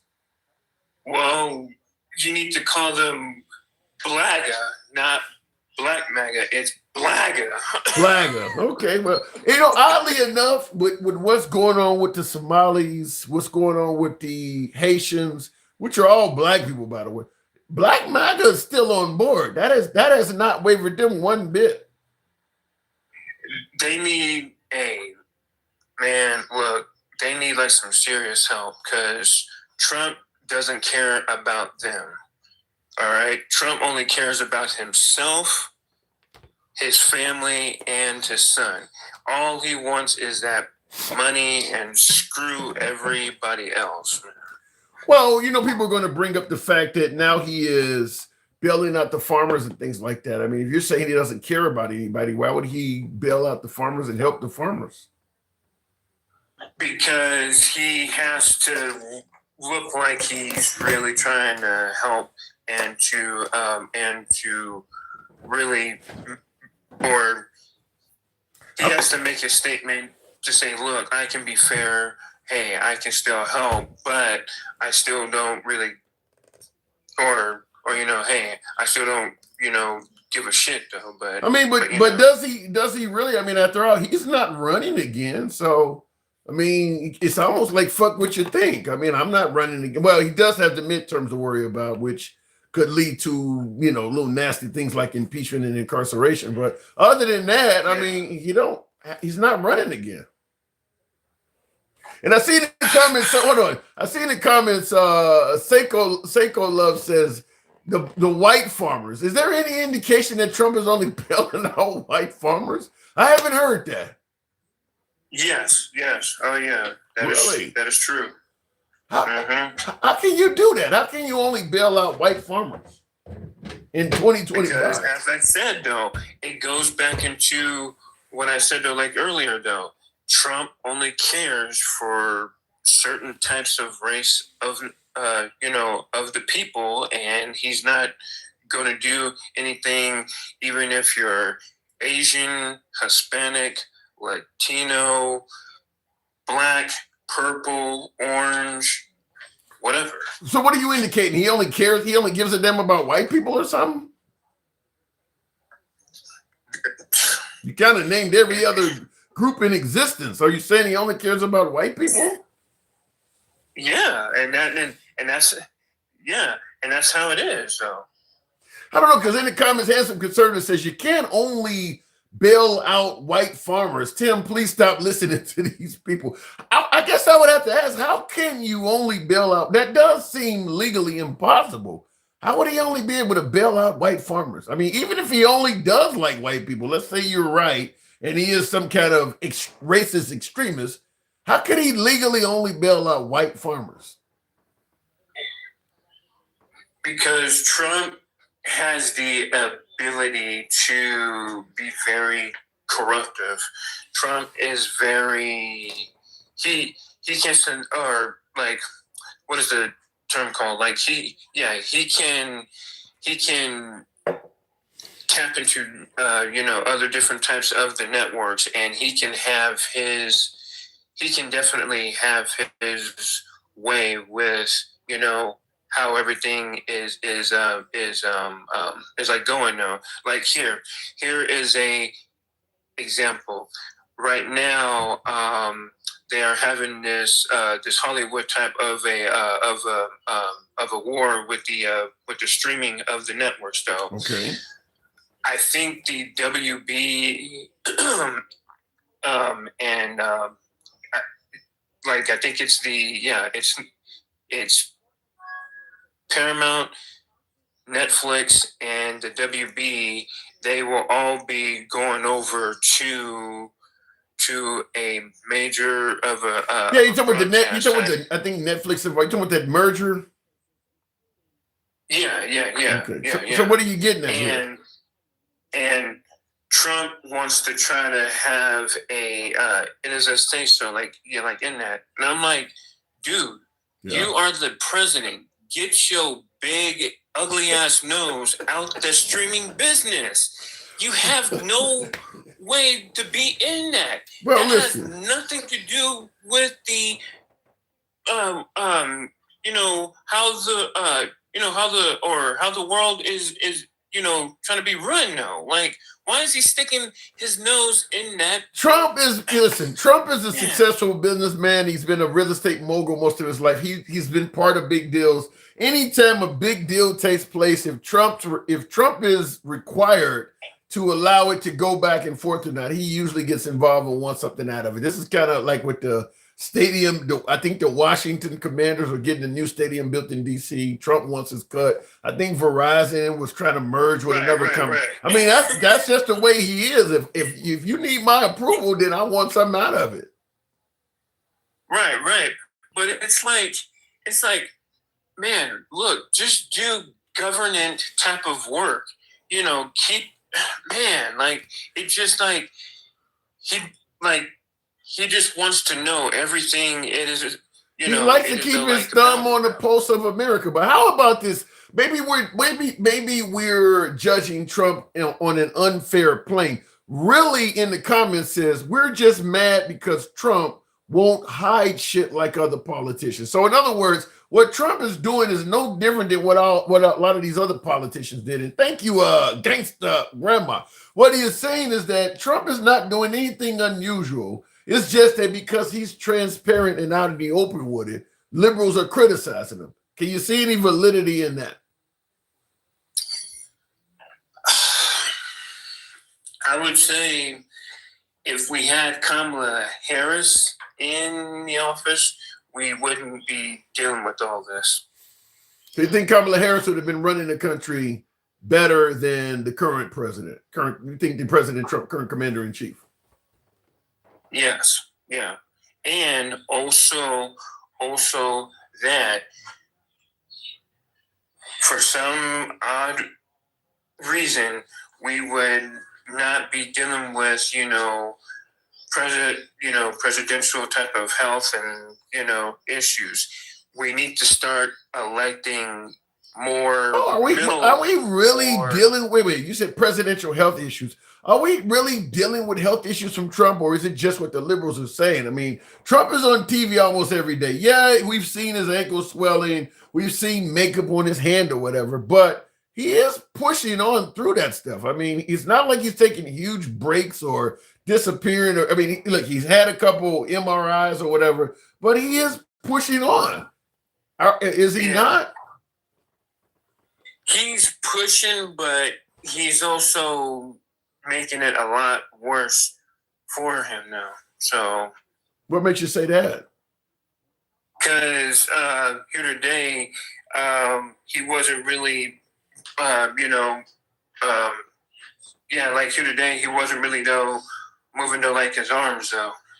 Yeah, but he's doing what it takes to run the country. Okay, so the man isn't standing up there like one of those little blow-up dolls you see in front of the car dealerships with the arm swinging around. But I mean, he is running the country. I wish he was.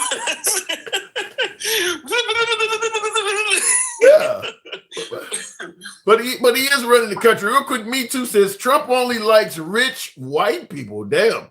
Those farms that he will bail out are mostly owned by his rich buddies like Bill Gates and Elon for data centers. Is Bill Gates a buddy of Trump's now? After all of the shit he took from the left? I highly agree with him. Yes.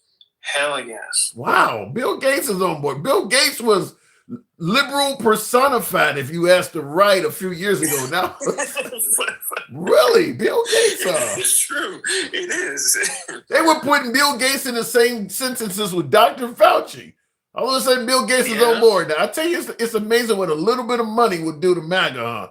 Just give Trump some money, and all of a sudden, took him out of it. Because they were painting Bill Gates as part of the deep state and, what they call it, a New World Order and all of that shit. Now, right. It is a new world order. Oh, my God. Bill Gates is on board. Why? Don't take much, huh? Just a little bit of money. I got to move it on evil. But what a crazy ride, man. Real quick before I let you go, you think Jasmine Crockett can pull it off down there in Texas running for Senate? Honestly, yeah. I would like to see it, and I think that she can definitely get over on the governor of the Hot Wheels there. Yeah. Oh, yeah. Good old Hot Wheels. That would be Gregory Abbott in a wheelchair calling them Hot Wheels. So she's a troll just like Minnie on the writer. I got to go, Evil. Thank you for coming through. Hold on. Real quick. Oh, yeah. Also thing, I wanted just to know, do you think that Trump will give a pardon to Tina? Yeah. Who the hell is Tina Peters? Who is this woman? So so if you go back, she's the woman of the lady that she tried to tamper with the election. Yes. Yeah, that's all I need to hear. I don't know who she is, but yeah, if she was trying to help Trump in the 2020 election, yeah. I think I'm not even for certain the dude who was planting bombs may not get a part. He may have been in the tanning salon a little bit too long, but otherwise, I think he may have even had a chance to get a part. Because Trump is already talking about he's got to look into it and how bad he said that today. He said this, that January 6th, the whole thing is a Democrat hoax. So I'm not even for sure if the pipe bomber may not get a pardon. So, but this Tina Peters. Go ahead. Honestly, though, I would like to see Trump give a pardon to that Luigi. Oh my God! But that's not a federal crime. That's a state crime. So he can't pardon him. That's not a federal crime. He should though, because he likes to dip his, like his nose and like everything. So hey, why not?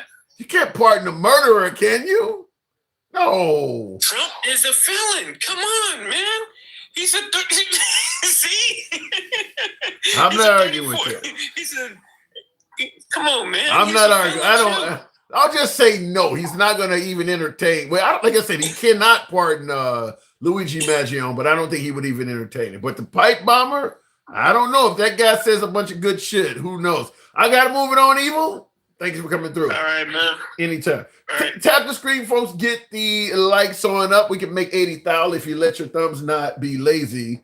Why are there two men who can't put a sentence together talking to each other, and I have to listen to it? Well, Lisa, who obviously is not a man, I appreciate you tuning in. We can string together a sentence. Come on now, Lisa. Yeah, I am a liberal, and this caller is not doing us any favors. Why you guys gotta be so horrible on my callers? Before we go to the next caller, gangsta grandma, appreciate that. Real quick, Tina Peters.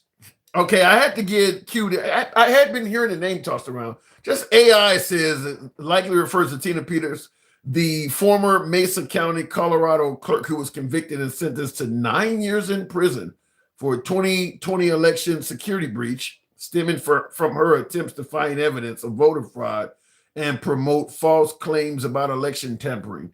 Though she maintains her innocence and is appealing her case, She gained notoriety for allowing unauthorized access to voting machines and now is incarcerated while her legal team pursues appeals and seeks release, with some figures like Donald Trump advocating for her freedom. Yes, she will be pardoned. Yeah, I would bet money that she gets pardoned. I'm surprised it ain't happened already, but yes, she will be pardoned. She checks off every box for that to happen. 9 years, that's no joke. Why they gave a woman, white woman, 9 years, huh?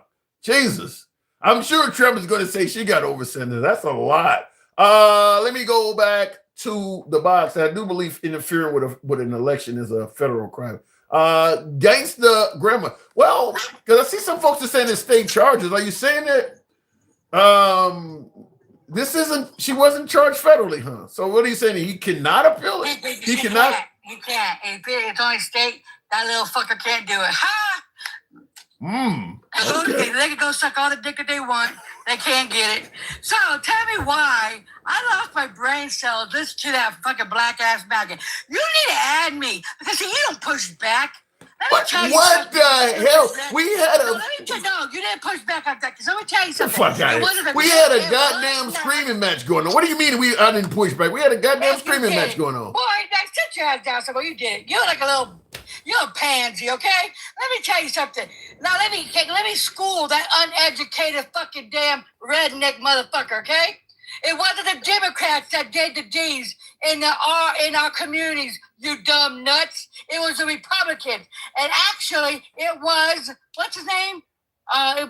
Reagan, you numb nuts. You left behind fucking jackass. So you're saying Reagan is the one that flooded the black community? I thought I had heard he went back as far as fucking Nixon, but I have heard Reagan as well. Yeah, that probably was Nixon too. But it nuts. It was a Republican that you're on your knees for with that damn white cock in your mouth. Saying, yes, master, you fucking numb nuts.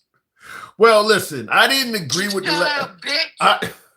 I clearly did not agree with him, as you may have heard. I mean, you don't push back. Say, you know what you should have said? Go with your dumbass numb nuts and go and research the shit. You feel what I'm saying? But no. Well, we were. Be nice. Yeah, I see that. We were absolutely pushing back. I mean, just not to the level that may have satisfied Grace the grandma. If you would have pushed back, then he would have known it wasn't a Democrat. It was a Republican. Well, I'm going. That's why I'm trying to tell you, Tim. You have to push the fuck back. On God, you do. Because that's the shit that got us in trouble the last time. Everybody was spewing misinformation. Well, thank you, Freedom Fighter, in the comments. He says Tim did push back. Yeah, I was pushing back on every damn thing the man said. It just ain't really. That wasn't no push. Why didn't you say go bring me proof, Tim? What do you want me to do? What do you want me to do? Accuse the man of sucking white dick like you do? I don't push. I would have. I was like, you know what? Get off your knees. I would have said it too. Get off your knees. Get off your knees and go and show me proof. Go show me proof. You house ninja. I really would. We keep it respectful, Gangsta Grandma. No, you know what? Let me tell you about respectful, okay? They voted for the Triple K. Why do we need to show them any damn respect when they asked us, put us in a situation? You know what? Now they're taking everything from black for us, okay? MLK, Juneteenth, they can't get into the national parks, but his birthday though? You're telling me that merely voting for the Trump. Wait. You're telling me that merely voting for the Trump administration is akin to voting for the Triple K? Yep, it's the Triple K right there. Because he is a schmatzy. And he's doing everything. Everything. You see, if these motherfuckers had any kind of clue, and we tried to tell them, black women tried to tell their asses, you know what? The 2025 project is coming, and he's going to slam us with it. Oh, no. Oh, we need our gas prices have to go down, and he's going to do our groceries is going to go down, and he's going to give us $2,000. What if he actually? They sold us out, man. They sold us out on a fucking wet dream. Would you actually give the man credit if he did give us $2,000 in lower groceries? that fucking white jackass ain't don't give a shit. All they're gonna give us is a fucking headache and a damn tax bill. So, in other words, no matter what Trump does, you're not going to give him credit for it. He's okay for one. Let me tell you something. His spirit is ugly. His heart is black. You feel what I'm saying? He's just pure evil. Why do you think he even said, I'm not going to go to heaven? Well, no shit. You're going to go to the pits of hell, bitch. And you're going to burn in it. Because he's a fucking pedo. Okay. First of all, we have no evidence that Trump is a pedo. It also... No. Sit your black ass down somewhere and shut the fuck up and get it out your mouth. Because yes, it's in the emails. Yes, Pookie and Ray, he's in it. No. Why do you think he's over here trying his best to start everything? Wars, everything to not get that shit done. And they told what's that white woman that just got that just left the MG, whatever her name is, the one that was up his ass and got the white C out of her mouth, and now she's like, I quit. What's her name? Marjorie Taylor Greene. Yes. Even Marjorie Taylor. Wait. Even Marjorie Taylor Greene in her dissent of President Trump is not saying he's in the damn files. Where are you getting that from? Yes, she did. She did not. He told her that she needs to shut up about it because it's going to hurt people. Who do you think he's talking about, Tim? Could be innocent people. Oh, Tim, get the cock out your mouth. Oh, Why? God. Quit gagging. Why I gotta have cock in my gagging, mouth? man. An innocent man will say release him. I had nothing to fucking hide. Are you? Why would you even what? You got a dissenter by the way of Jeremy that wants to be. Why would you even want to protect pedos, Tim? Okay, wait. You have a dissenter by the way of Jeremy that wants to be brought up and talk to you. Would you take this call? I'm sorry. It was one of my daughters. She get on my damn nerves. No. Why would you want to protect pedos, Tim? Did you hear what I asked you? No. Jeremy, What? you have a collect call from Jeremy. Will you accept? A collect call? I'm going to bridge Jeremy on with you. Oh, okay, bring him. I will roast his ass. Don't get mad when I have his crying. Don't get mad. Okay, well, let's try to avoid the Republican tears. No. You asked for it. Now I'm gonna drag his little $15 hour job ass. And don't tell me I won't. Jeremy, hey, Grandma probably needs to take her fucking meds anyway. Oh, shut the fuck up with your cocksucking ass bitch. Go tell your mama that. Go tell your mama that. Hey, go tell. You're still on your knees. Don't come and disrespect me. I didn't say 2 fucking words to you, you white trailer trash ass. You white roach. What the fuck are you gonna do about it? Well, shut the fuck up. You ain't gonna do shit. You ain't gonna do shit. You ain't about that. Okay, this is not a show. You ain't a gangster, bitch. bitch. Not about that. Yes, bitch. I'm a more of a thug than you'll ever be with your white trailer trash ass. Don't ever get that shit twisted. I will put you under. Okay? I'll have your mama on a t-shirt with you. Get your fuck out of here with your garbage ass. Okay, are we going to talk about the topic or do I have to take you separately? You guys are just cussing each other out. Let's do it. What? You want me to like kiss his white man's ass? Fuck no. Let's do it. No, Roach. Oh, she's cowering. Okay, wait, hang on, okay. He is a roach for fucking Ray, man. He's a roach for fucking Ray. You know what I'm saying? Because this motherfucker voted for him. He is. I promise you. Jeremy, okay, all right, now let's give Jeremy a chance. Okay, wait a minute, hold on. The show is going on. Uneducated, bipolar looking at. Oh no, I'm not a maggot. Because why? This is a lot of white girl anger right now.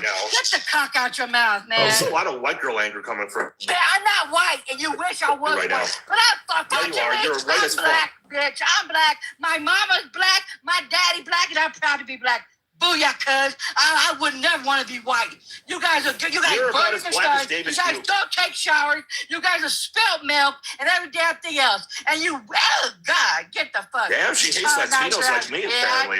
You colonizer ass bitch. And what? I'm Latino, sweetheart. Try again. Oh, yeah, you're a white Latino, bitch. Because you know why? Because if you're the true Latino, then you know that we coming out of fucking shape, bitch. And we black as hell. But I thought you're the white one that voted for him. And guess what? Guess what, little boy?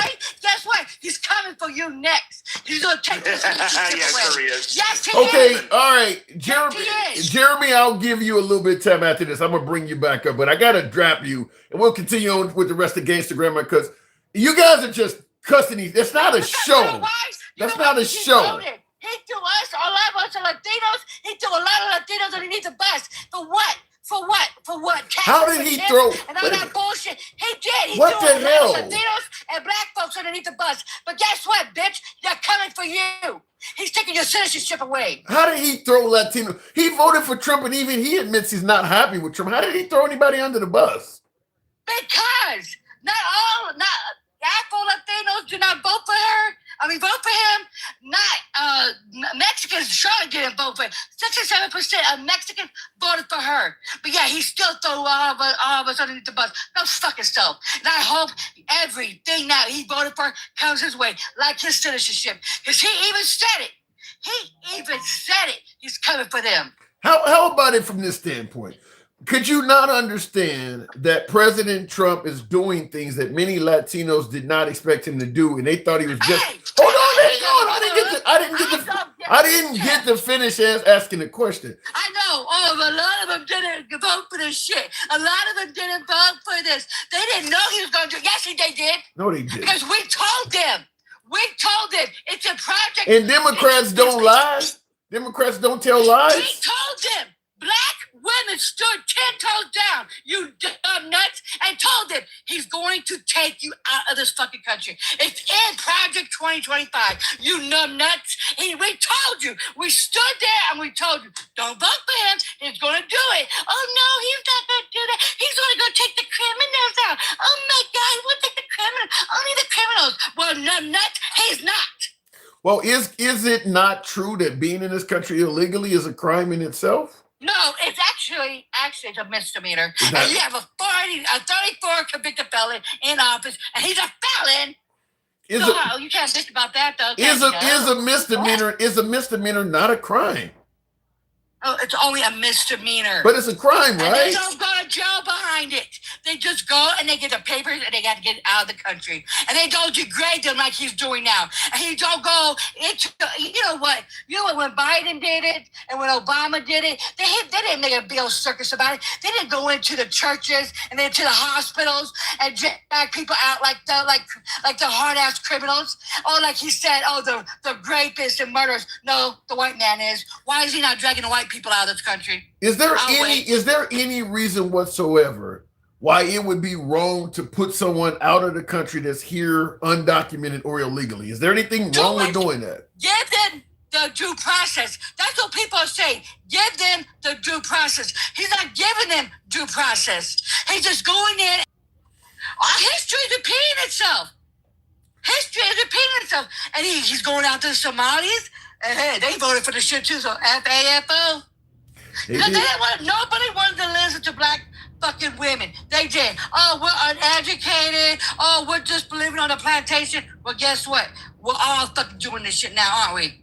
And you think Jeremy and shit, they're coming for him. Jeremy, what's that? Mega Reacts. All them that are not from here, are not born here, or they're coming for your How can Trump come for citizens that are born in this country? What are you he wasn't born in this country. You saying that Jeremy was not born here? No, he said he wasn't born here. And he said, clear as God made green apples, they said it, that he's coming for their citizenship. Jeremy said he's Colombian, so you believe that. He has a green card. He's naturalized. It doesn't matter, dude. He's taking green cards. That's why my auntie, it doesn't even want to come right now because they said it. They even said they're taking green cards from them. Green cards. They're taking the citizenships. Everything. He said it. It's God made a little green apple. Now Jeremy in the comments just responded. He says he's naturalized. You think they're coming in for him anyway? The coming? Okay. Believe it or not, he said it. He said it. I haven't heard him really. I mean, he has indicated that green cards and things like that would be reviewed from countries of, what did he say? Questionable countries. I don't know if Colombia would count, but then again. Come on now, Tim. Colombia is where the cocoa comes from. That is true. That is true. We Hey, can't. let me tell you motherfuckers something. You might think you white, you sorry son of a bitches, but you're not. If you're Latina or Latino, bitch, you're not white. Now, you may look white, but let me tell you something. He still don't like your fucking ruggedy ass. You big motherfuckers. You fucking rolled up tortillas. He still don't like you. So kiss all that. Get that cock out your mouth. You're never going to be at the white man's table, you dumb nuts. You're never going to sit at his table or anything else. Jeremy says proud Latino in the comments. I see Sticky That's Finger. not Latino voted for a fucking motherfucker that's kicking all your people out, right? Well, he did very well. Dumb nuts. Gangsta- Oh, but you know what? That's fucking funny as shit. Gangsta Grandma, Oh, pink. he What? did very well with Latino males. Oh, yeah. Guess what they doing now? FAFO, bitch.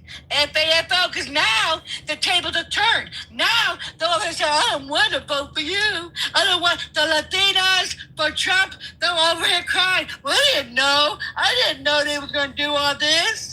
And Sticky Fingers, I see your Jerry. This is not the Jerry Springer show. He's going Jerry. Now, Red G in the comments says, based on your antics, this is how Democrats act in 2025. No wonder y'all keep losing. Are you? Are we losing? Bitch, are we fucking losing? Every special election, we're winning. Even when we didn't win in Tennessee, Trump won it by 22 points. It's down by 9 now. You think we're going to lose, bitch? Hell fucking to the no. The biggest blue tsunami is coming. Because if you think right now, oh hell, 28's coming, bitch, and 2026 is coming. We'll have to God see. pissed us all the fuck off. I want to run this by you because you're always accusing me of fluffing and all kinds of other bullshit. You are. Well, This I is- can't stand your black ass. Well, then have a seat On your if you can. knees. You should be on your knees to a black woman, but unfortunately, you like those damn those snow roaches. Go get some raid. You're making up shit. But I want you to answer I'm this. not. Yes, you are. said it. I love my snow, but I said, listen, you're making up stuff. In the comments, Gangsta Grandma, hang on. In the comments, why even try is because this is along your lines. I'm hoping you don't agree with this, but I do want you to hear this. He says, you should feel stupid, Tim. You help certain people vote for the monster. Now, he's suggesting that I assisted in getting people to vote for MAGA or vote for Trump. You know why? You know why though, Tim? Because you allow them to come up on your platform. And you don't call the shit out, Tim. You don't push the fuck back. You don't tell them to go get the proof. Show me the proof or shut the fuck up. That's what I'm trying to tell you. You have to tell them to show the fucking proof or shut the fuck up. Well, we don't. Well, first of all, we don't tell our guests to shut the fuck up. We have respect for MAGA and liberals alike. Tell me to shut the fuck up. I tell you to get out the fucking knees. I'm like that. You are like this. Oh, well, you know, Tim. You know how MAGA reacts. You know. Can you at least show some damn proof? Come on, get that sugar out your tank and show me some proof. But you won't do that, Tim. You're like this, Tim. You like this. Okay. You don't show them. See me, hey, you want to call me a thug? You call me a thug, okay? I'll tell their ass, shut the fuck up, go take your ass, swipe out, and show me where it says da-da-da-da-da-da-da-da-da, and then we will have a conversation. But no, you don't do all that, Tim. We do push back.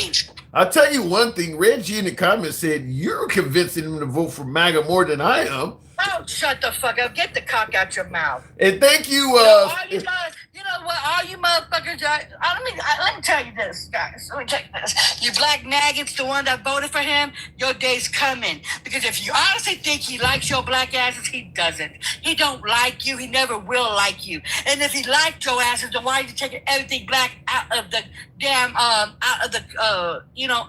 Why is he banning black books? Why is he taking, free shit away from us? Why? Why is he doing that? The free days off the park stuff. Why is he doing that? Why is he taking Juneteenth from us? And then putting his birthday. Why is he doing all that if he's not racist? You do realize that President Trump has stated several times that he has done more for blacks than anyone since Abraham Lincoln.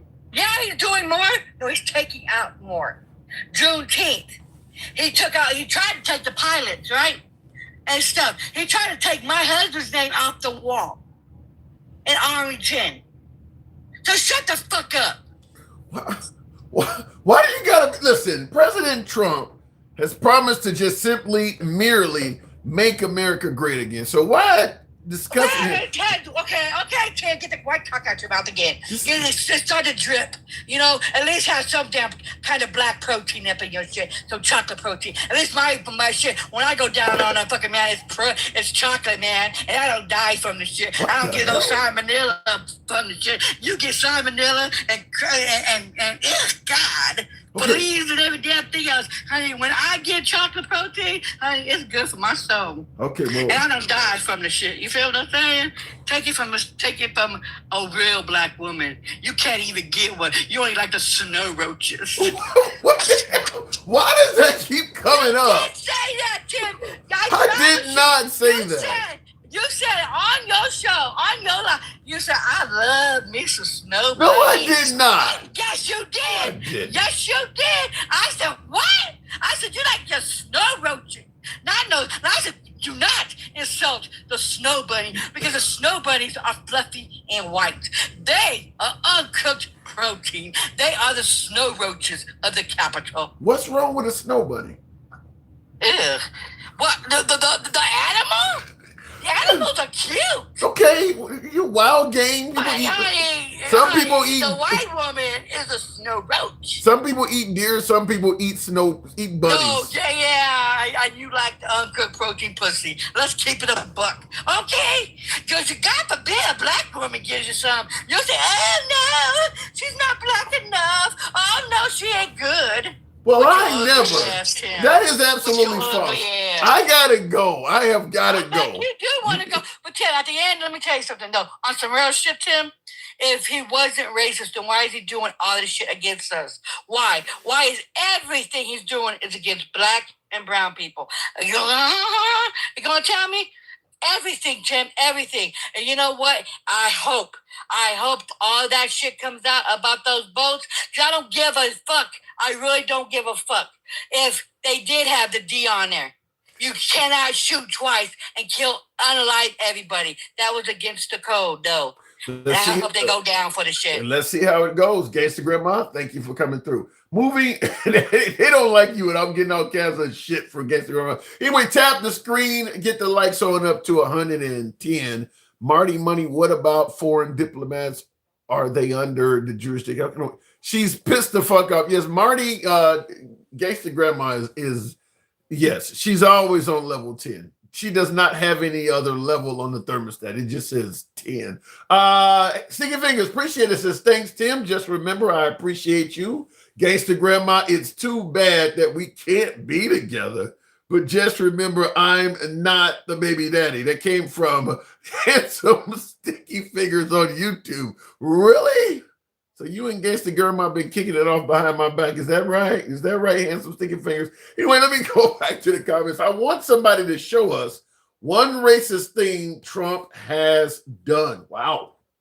I have a clip. I can show you something that he's, listen, I don't know what's in the man's heart, but he's done things that certainly justify questioning what he's done.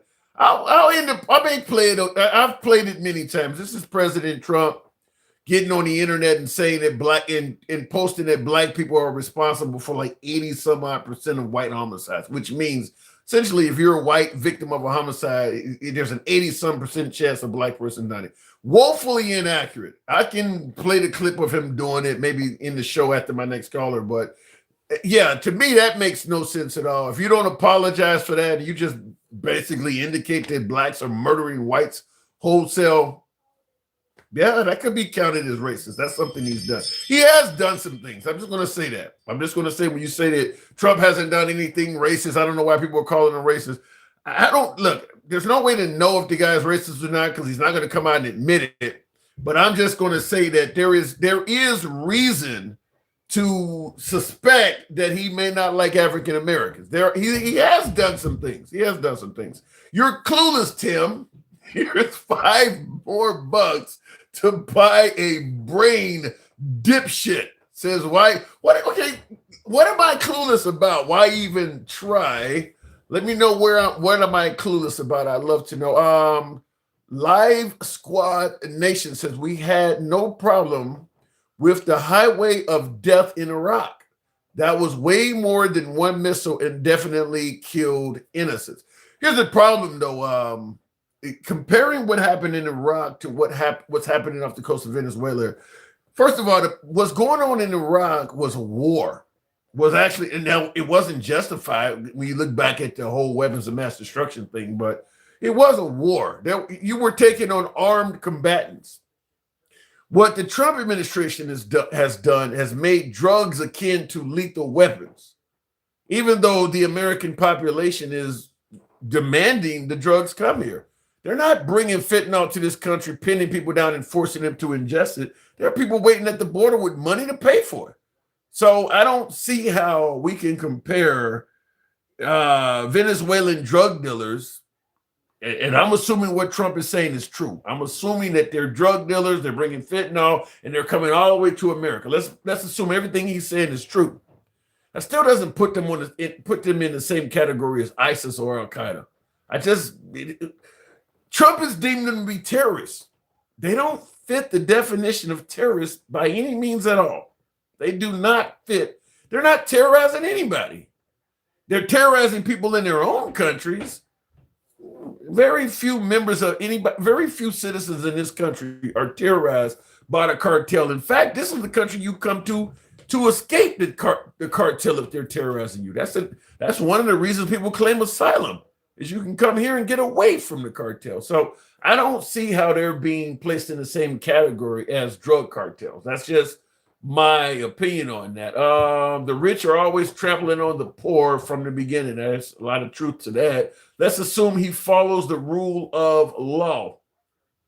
Good luck with that. Let me go back to the box, tap the screen, get us on up to 120.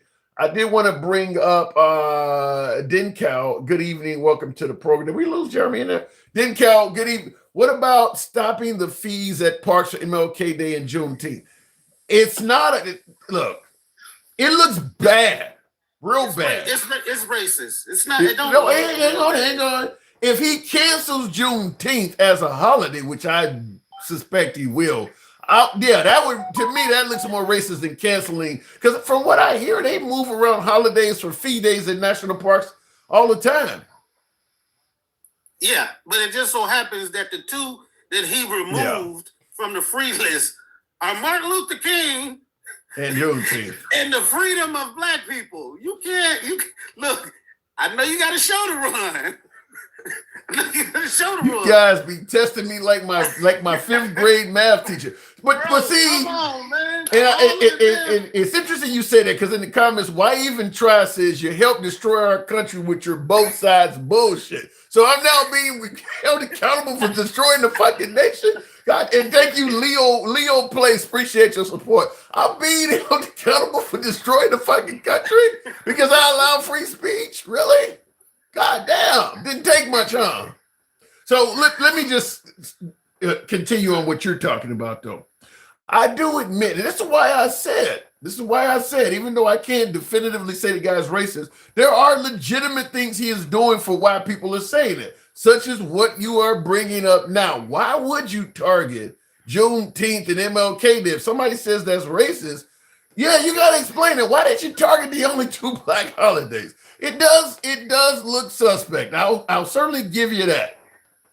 And it's not just that one thing, because we're piling on top of a big pyramid of bullshit that goes all the way back to his father being a member of the Triple K. Like this is not just a one-off and he did something, or maybe something like Biden saying, if you didn't vote for me, you ain't Black. And then they'd be like, oh shit, he's a racist, But when I can build the case going back from when his dad was there's a lot there. Yeah, I mean he's constantly doing things that the African American community, if not minorities in general, are saying that looks racist, that looks intolerant, that looks bigoted.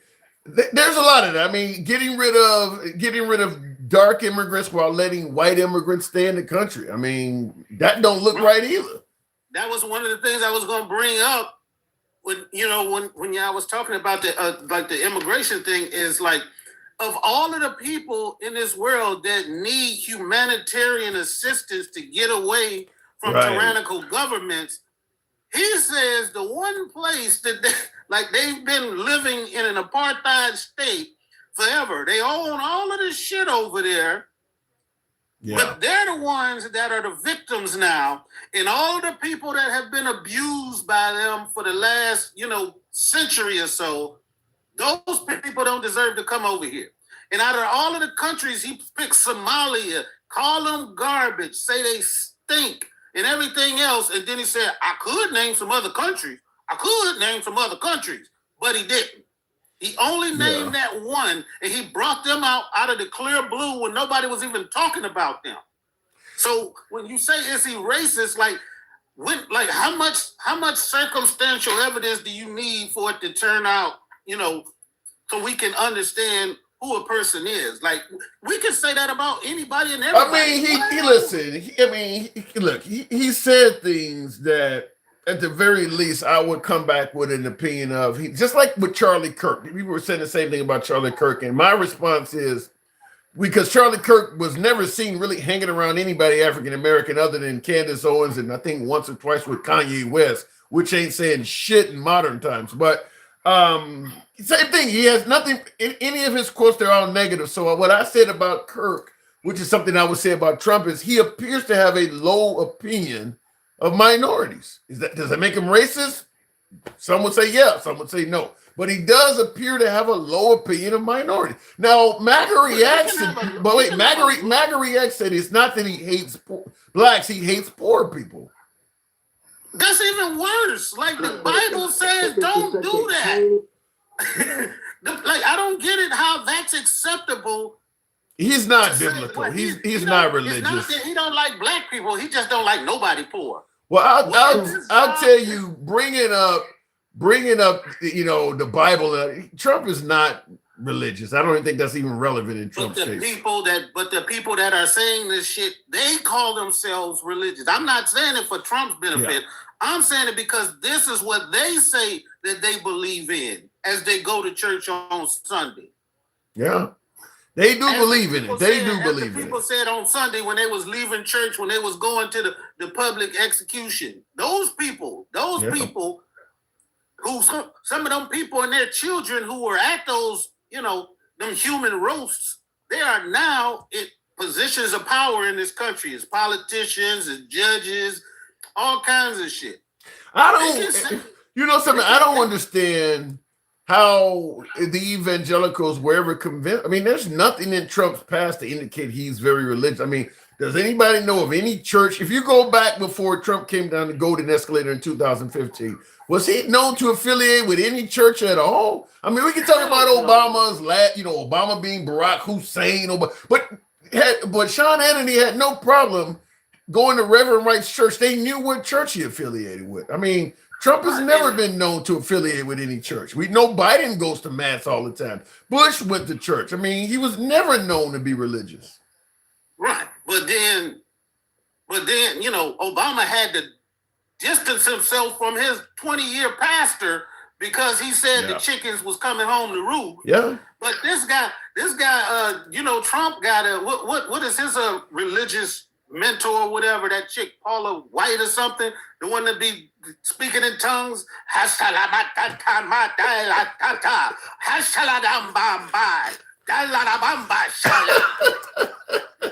Yeah, that's his spiritual advisor. And the other one who just went to jail for pedophilia.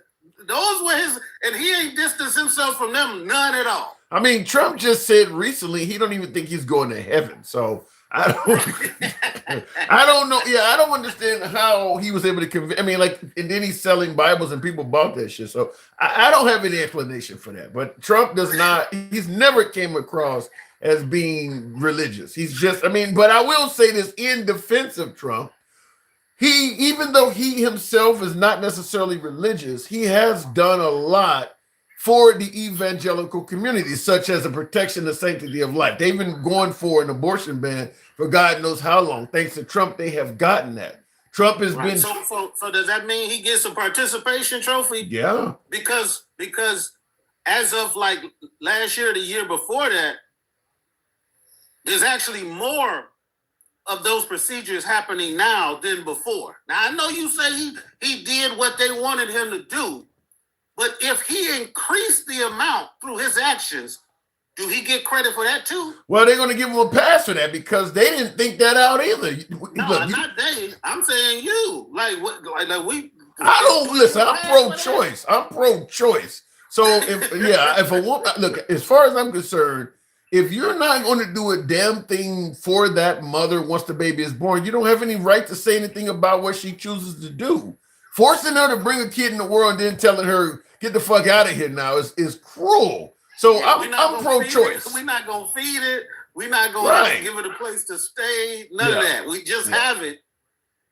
Yeah, I'm pro-choice. I don't listen. If it would be different if they were putting in all kinds of programs in place, just like with firearms. When people do this stuff, these mass killings, and they give you thoughts and prayers, and then they come out and say the Democrats got it wrong. It has nothing to do with guns. It's about mental health. And then they do nothing to address mental health. Some of this stuff seems cruel. Okay, so if you don't think the Democrats are getting it right, and you believe the problem is mental health, then it should be free mental health in every red state in existence. And it's no easier to get mental health treatment in red states than it is blue states. So some of the stuff is kind of like talking out the side of your ass. Yeah, right. And the Jeremy asked, have I ever been to Somalia? And the answer is yes. Not to Somalia proper, but I've been off the coast when we were doing interdiction operations. That's back in the 2010s. I don't know if you remember when they used to be hijacking them boats, them ships. Yep, the pirates off the Horn of Africa, or whatever they call it. Yeah. Holding them from that's Captain. What the name of that movie? Yeah, with Tom Hanks in it, where they took I'm the captain now and all of that shit. Yeah, when they used to take those large tankers and they would anchor them right off the coast of Somalia. You know, while they was negotiating for their ransom pay. Us as the military, we used to have to go there and we used to do surveillance around them. Like we couldn't engage with them, but we had to do surveillance to make sure that the people on the ship got food, make sure they wasn't getting abused. And those people were doing regular shifts, like a regular, every 6 to 12 hours, a new group of Somalis would come and we would pass them. Because we had to stay a certain, we had to leave the area when they went to swap units. And they've actually they kill them now, don't they? I mean, now if a pirate, I mean, most of the cargo ships, they have armed crews and everything. They kill those pirates now, don't they? Because that stopped. Yes, if they can, yes, they do. And a lot of them did start arming themselves. But we only come into the picture when they capture somebody and they're negotiating. When they're negotiating, we can't kill them because that means they got somebody that they can also do something. Well, yeah, but now with the armed crews, they're not likely going to be able to even capture anybody because it's usually a bunch of them on a little skiff or something like that with what amounts to a bunch of AK-47s or whatever. I mean, they got better weapons on the cargo ships. Well, some of them do. Not every country and every big tanker is doing that. They got their countermeasure operations where they pull out the big fire hoses and try to keep them from coming. Yeah. But those Somalis have been they've become sophisticated as far as pirating is concerned, where they take out what they call they go out and capture a mid-sized ship and they call that the mothership. Right. So they out there, way out there where you wouldn't expect them, but they might have 10 or 15 of those small skiffs that you think of. But if you only got 2 or 3 armed guards on your ship and they attack you from 4 different sides, it's kind of hard. But what's crazy about that, though, when you think about listen, you got a whole fucking, mirror ship full of cars and millions of dollars in merchandise. Get you some motherfuckers who know how to shoot. You only got 3 people for millions of dollars worth of merchandise. It's only y'all 3. It should be 50 dudes on that ship. I mean, you're hauling. They're in between the rock and the hard place because I understand what you're saying, and it sounds pretty simple. But I mean, they would basically be just intentionally going through like a war zone every time they had to go back and forth across the world. You know, and a lot of them, they had to take that route, or otherwise they would have had to go all the way down around the Horn of Africa. No, I don't know. I mean, I think if you put a heavily, like you put, 10, 15 black ops guys with really good training on, the word would get out pretty quickly that trying to take these ships is a suicide mission. I think it would pretty much dwindle down to nothing. Armed pirates don't get the messages like you and me do. They don't have access to like social media and internet. I mean, these are literally just like we was talking about the people down there in South America. A lot of them are just farmers and people that the people, like the leadership in Somalia have co-opted them people and said, look, either you gonna go do this for us or we gonna. Yeah, but people are going out at sea and they not coming back. I mean, like, they either got arrested or they got killed. I mean, how many of your people you need to see going out and not even the whole fucking boat didn't come back? Like, they arrested the people and took the boat too. I mean, like, how many times you got to see this happen before these people are getting killed at sea? Look, we have people doing the same shit in O Block in Chicago, in the hood. They still going in these neighborhoods. They ain't got no damn business. They know they homeboy they got jacked up over there, and they go over there anyway because that's where I'm getting my money, or that's where the girls at, or that's I guess I'll give you the win on that. Listen, when people get desperate, no matter what you do, if people are that desperate, they're gonna just keep coming. Like with Trump, he's blowing up, God knows how many boats now. And the Venezuelans do have access to television and the media. So they know he's doing this and they keep sending boats out there. So they're going to keep sending. Yeah. They said they hit about 20 ships in the last 2 months. Imagine the hundreds of boats that got past them. Like, they thinking they stopping like the drug trade in America. They are not. Crackheads still cracking, fentanyl heads still getting what they need. Ain't nobody in the hood. They might be using this as a way to raise their prices. Tell me, hey man, it's a drought out here, man. That's so they might be doing that, but everybody's still getting on. Everybody's still, the dealers are still riding around, and they, they sell. You make a good point, because I'm sure customs, when you go across the international border, when you come in from Mexico, Tijuana, or El Paso or Juarez or whatever, they're catching people with smuggling drugs in their cars. They probably catch multiple people every week. And you're right, and they've been doing that for decades, catching people bringing drugs in the United States. And you're right, even with all of those folks being stopped, you still can get plenty of drugs on the street. So what Trump is essentially doing is taking a bucket and scooping water out of the ocean and bragging about how much water he took out the ocean. I mean, exactly. Yeah, I agree with that. I do agree with that. A good analogy I'll give you is, remember back in the day, in the crack days, when their whole thing was they was snatching corner boys off the street. So you snatching up corner boys, and guess what? Tomorrow there's another corner. It's gonna be the same amount. Yeah. You don't stop the trade by picking up low level people. That's not, because the real stuff is on planes, trains, and automobiles. So that's a good point. That's a good point. Many small boats in the ocean as they want to. Most of the time they use them as decoys, and they don't care if the people get blown up on them anyway. Well, and I see in the comments, somebody made a good point. It says, we called it paying taxes for the great. You're right. Listen, you've been bringing a lot of product across.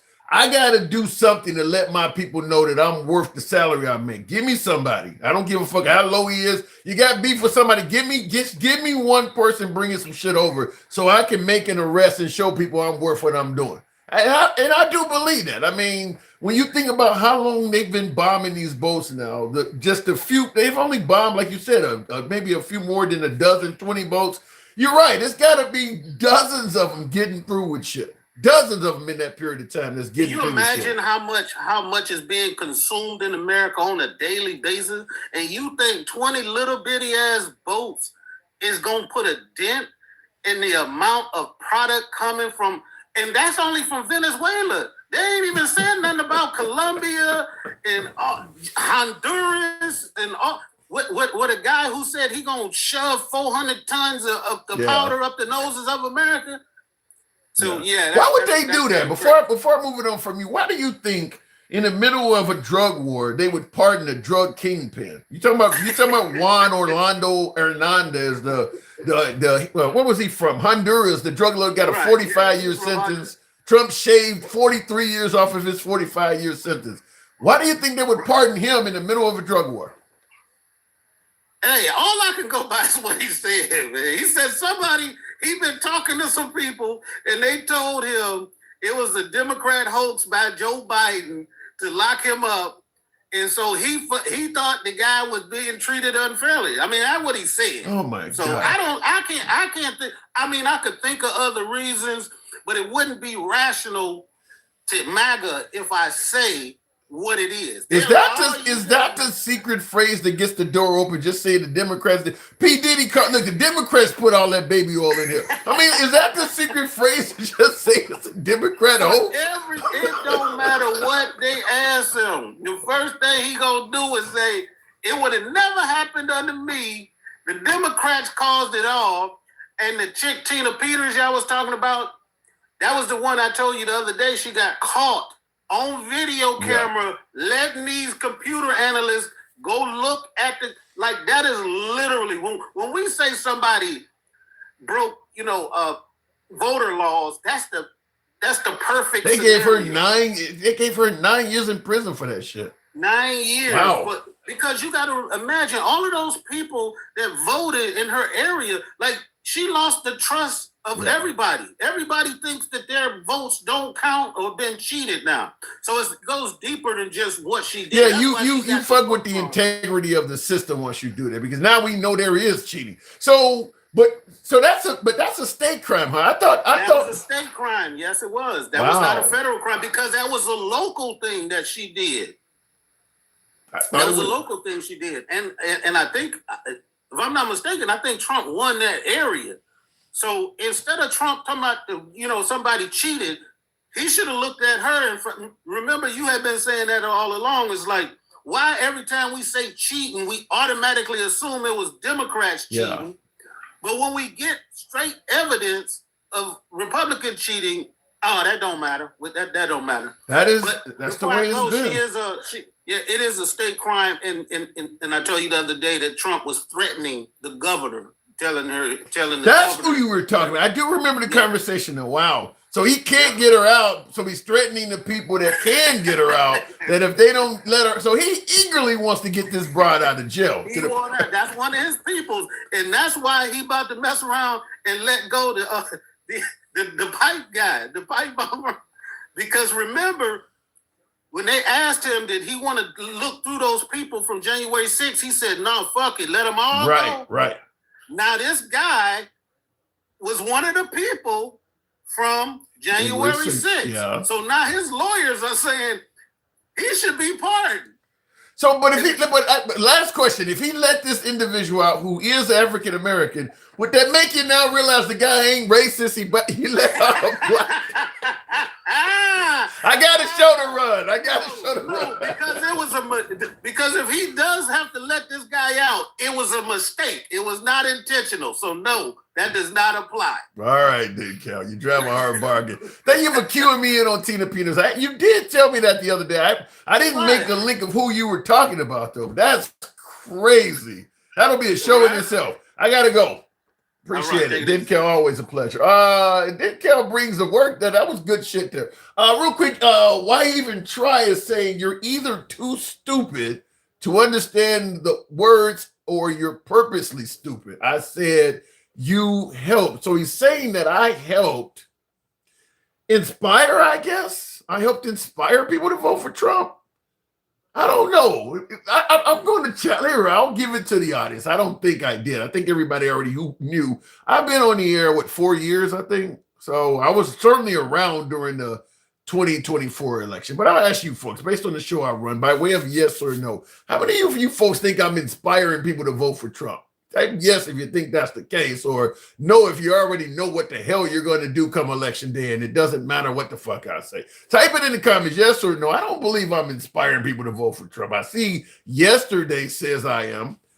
He's not for broke Americans, so I don't know why these people in rural communities vote for him and think they were that he was for them. That came from Damien. Now, most of you guys are saying no, thank goodness, but some of you guys are saying yeah. Williams says yeah. Reinforce MAGA delusion. let at that red hat in the background. I'll explain the hat in a minute. Tap the screen. You guys can help your boy finish off that TikTok cap goal. I think we're pretty close. You can get flaky, Tim. Billy Watt says, look, if you're married, chances are our spouses get flaky.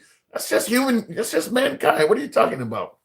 But why even try came down on me. He says, I do. Oh my God. He says, I do hate you, Tim. Just please explain how you aren't a complete grifter or fraud, please. Wow. A grifter. Fraud. What the fuck? Bama Landscape. Appreciate that. Thank you very much for your support. Come on now. Why even try? That's a bit strong. Says, I do hate you. Okay. Look, I'm not loved by everyone. I got a hater in the audience. Fair enough. But he says, just explain how you aren't a complete grifter or fraud. What the fuck? I'm trying to figure out why I would even be considered as a grifter or fraud. I can't explain how I'm not a grifter or a fraud or a fraudster because I can't even ascertain why you're calling me that. That's like somebody asking me, explain how you aren't a white guy. Do I need to? I can't figure a gangster grandma. That is bad. Oh my God. That was awful what you just put on me. In the comments, Kiko73 says, Mexico is not sending their best. They're not sending their best. They're sending their drug dealers, rapists, and I assume some are good people. That's racist. Is it racist to say Mexico is not sending their best and brightest? They're gangster grandma. Oh my God. You have to do that. Says Mexico isn't sending. Okay, when Trump said Mexico is not sending their best and brightest, they're sending us the rapists and murderers. Is that racist though? It's wrong. It's. I'm laughing because Gangster Grandma is showing support to the show, but what she is sending me is it just, I don't know, it makes me look like a homo. Why are you sending that shit? You interrupted my show. Okay, I appreciate the support, but that shit is funny. Saying that Mexico is sending their rapists and murderers, it obviously, just like I mentioned with Den Carroll earlier, it definitely shows you have a very low opinion of Mexicans to say that, because obviously most of the people coming here from Mexico are not rapists or murderers. It's woefully inaccurate. It's woefully inaccurate. So is it racist? I'm going to go on record and say it could be. Like I said, you never know what's in somebody's heart. But when you're saying stuff like that, it's inaccurate, and it shows, just like when he says, liberal cities or shithole cities and places that are primarily or predominantly loaded with African American gangster. When places are predominantly loaded with African American citizens, towns that have a lot of black people. That's a shithole city. That is, listen, I do believe that Trump could be like MAGA React said, though. Maybe he has a low opinion of black people. Maybe he has a low opinion of poor people and he's not racist. Could be that. But yeah, when you start speaking in general terms like that, it doesn't look good. I mean, I don't hate you. Whoops. All right, why even try? You had me, you were hurting me there. You almost seen a few liberal tears after that comment. Anyway, let me go back to the bots. Tap the screen, get us on up over 150. By the way, this remains uncensored programming. Always has been, always will be. We're always MAGA friendly. That's why we hope. So, to explain the hat, somebody asked me to explain why the hell do I have a MAGA hat up. Many of you are aware, I've said this many times, is that I believe truly that conservatives, Republicans, and definitely MAGA do not often get a fair shake in the media, mainstream media. The minute they start talking, out come the censors, they're blocked, banned, and ostracized. The reason we show the MAGA hat here is to let you know this is a MAGA friendly program. You don't have to agree with any damn body here, but you will always have your right to speak maintained in full, including MAGA. So that we say it every program. This is a MAGA friendly program. That's why we say that, is that you can speak here regardless of if you agree with anybody. If you don't agree with anyone, we still will let you speak. You're not going to get blocked or banned because you support Trump or you lean right here. So that's why you always see the MAGA hat on the program. Hopefully that explains it. I know a lot of liberals hate seeing a hat, and it's led to me being called a Sambo. It's led to me being called a sellout, a raccoon, every other hateful, losing your black card name you can think of. But that's how the program has been ran. That's how it always will be ran. And Mr. Witt says that's dumb. Plus, you hit their picks back behind you as well. The pictures are a different explanation. The reason the picture of JD Vance and President Trump is posted is because that is your president and your vice president. Anyone that's been watching the show for any length of time, and all of my shows are archived on YouTube, you will know that when President Biden was president, his photo was in the frame, and it was along with Kamala Harris. Those photos were up. In fact, these are the photos that were there. So it has nothing to do with supporting Trump with the photos. The photos are there because that's your current crew in the White House. So if it turns into Gavin Newsom, or if JD Vance gets elevated to the top and Marco Rubio second, that's who you'll see. That's how the program is ran. It's a political show. They are your leading politicians. That's all it means. Anyway, let me go back to the box. We'll continue on with the show. I believe we were going to finish up with Jeremy because he got into somewhat of a spat with Gangsta Grandma. Good evening, Jeremy. It's good to be back. Hey, Dan Cal. Oh, it's too late?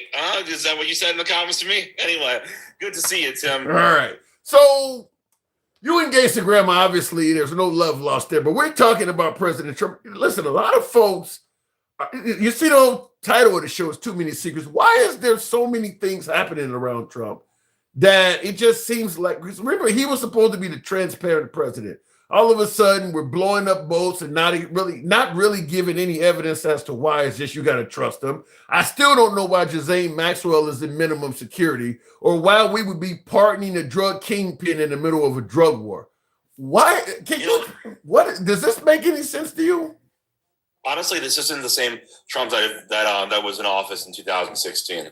Like I don't see them being the same in person. He's changed something along the way.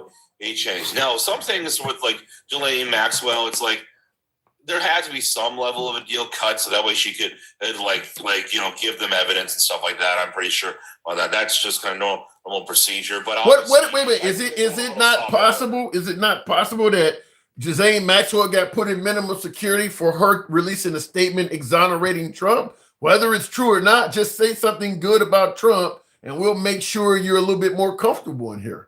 Yeah, but how would we prove that until we see the actual court case go down and see it and actually see like the Epstein files be released and all that? But that's the point. He doesn't want the files to be released.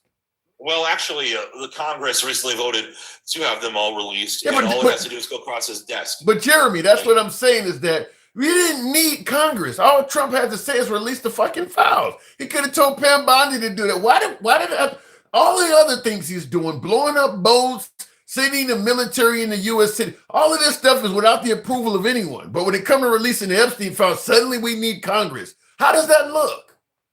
Well, I'm not saying that it looks good. Again, this is part of the reason why Trump lost my vote. It's because what he promised wasn't what he delivered.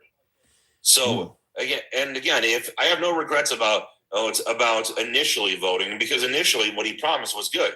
He just didn't deliver on. I only regret my vote because I didn't see what he said actually happen. Now, let me ask you, because I had one of my callers earlier, one of my MAGA viewers was adamant that Trump ran on a campaign of not releasing the Epstein files, suggesting that he was only going to release the MLK and the JFK file. Is that the way you took it? Nah, not at all. That person's coping. You said that person is what?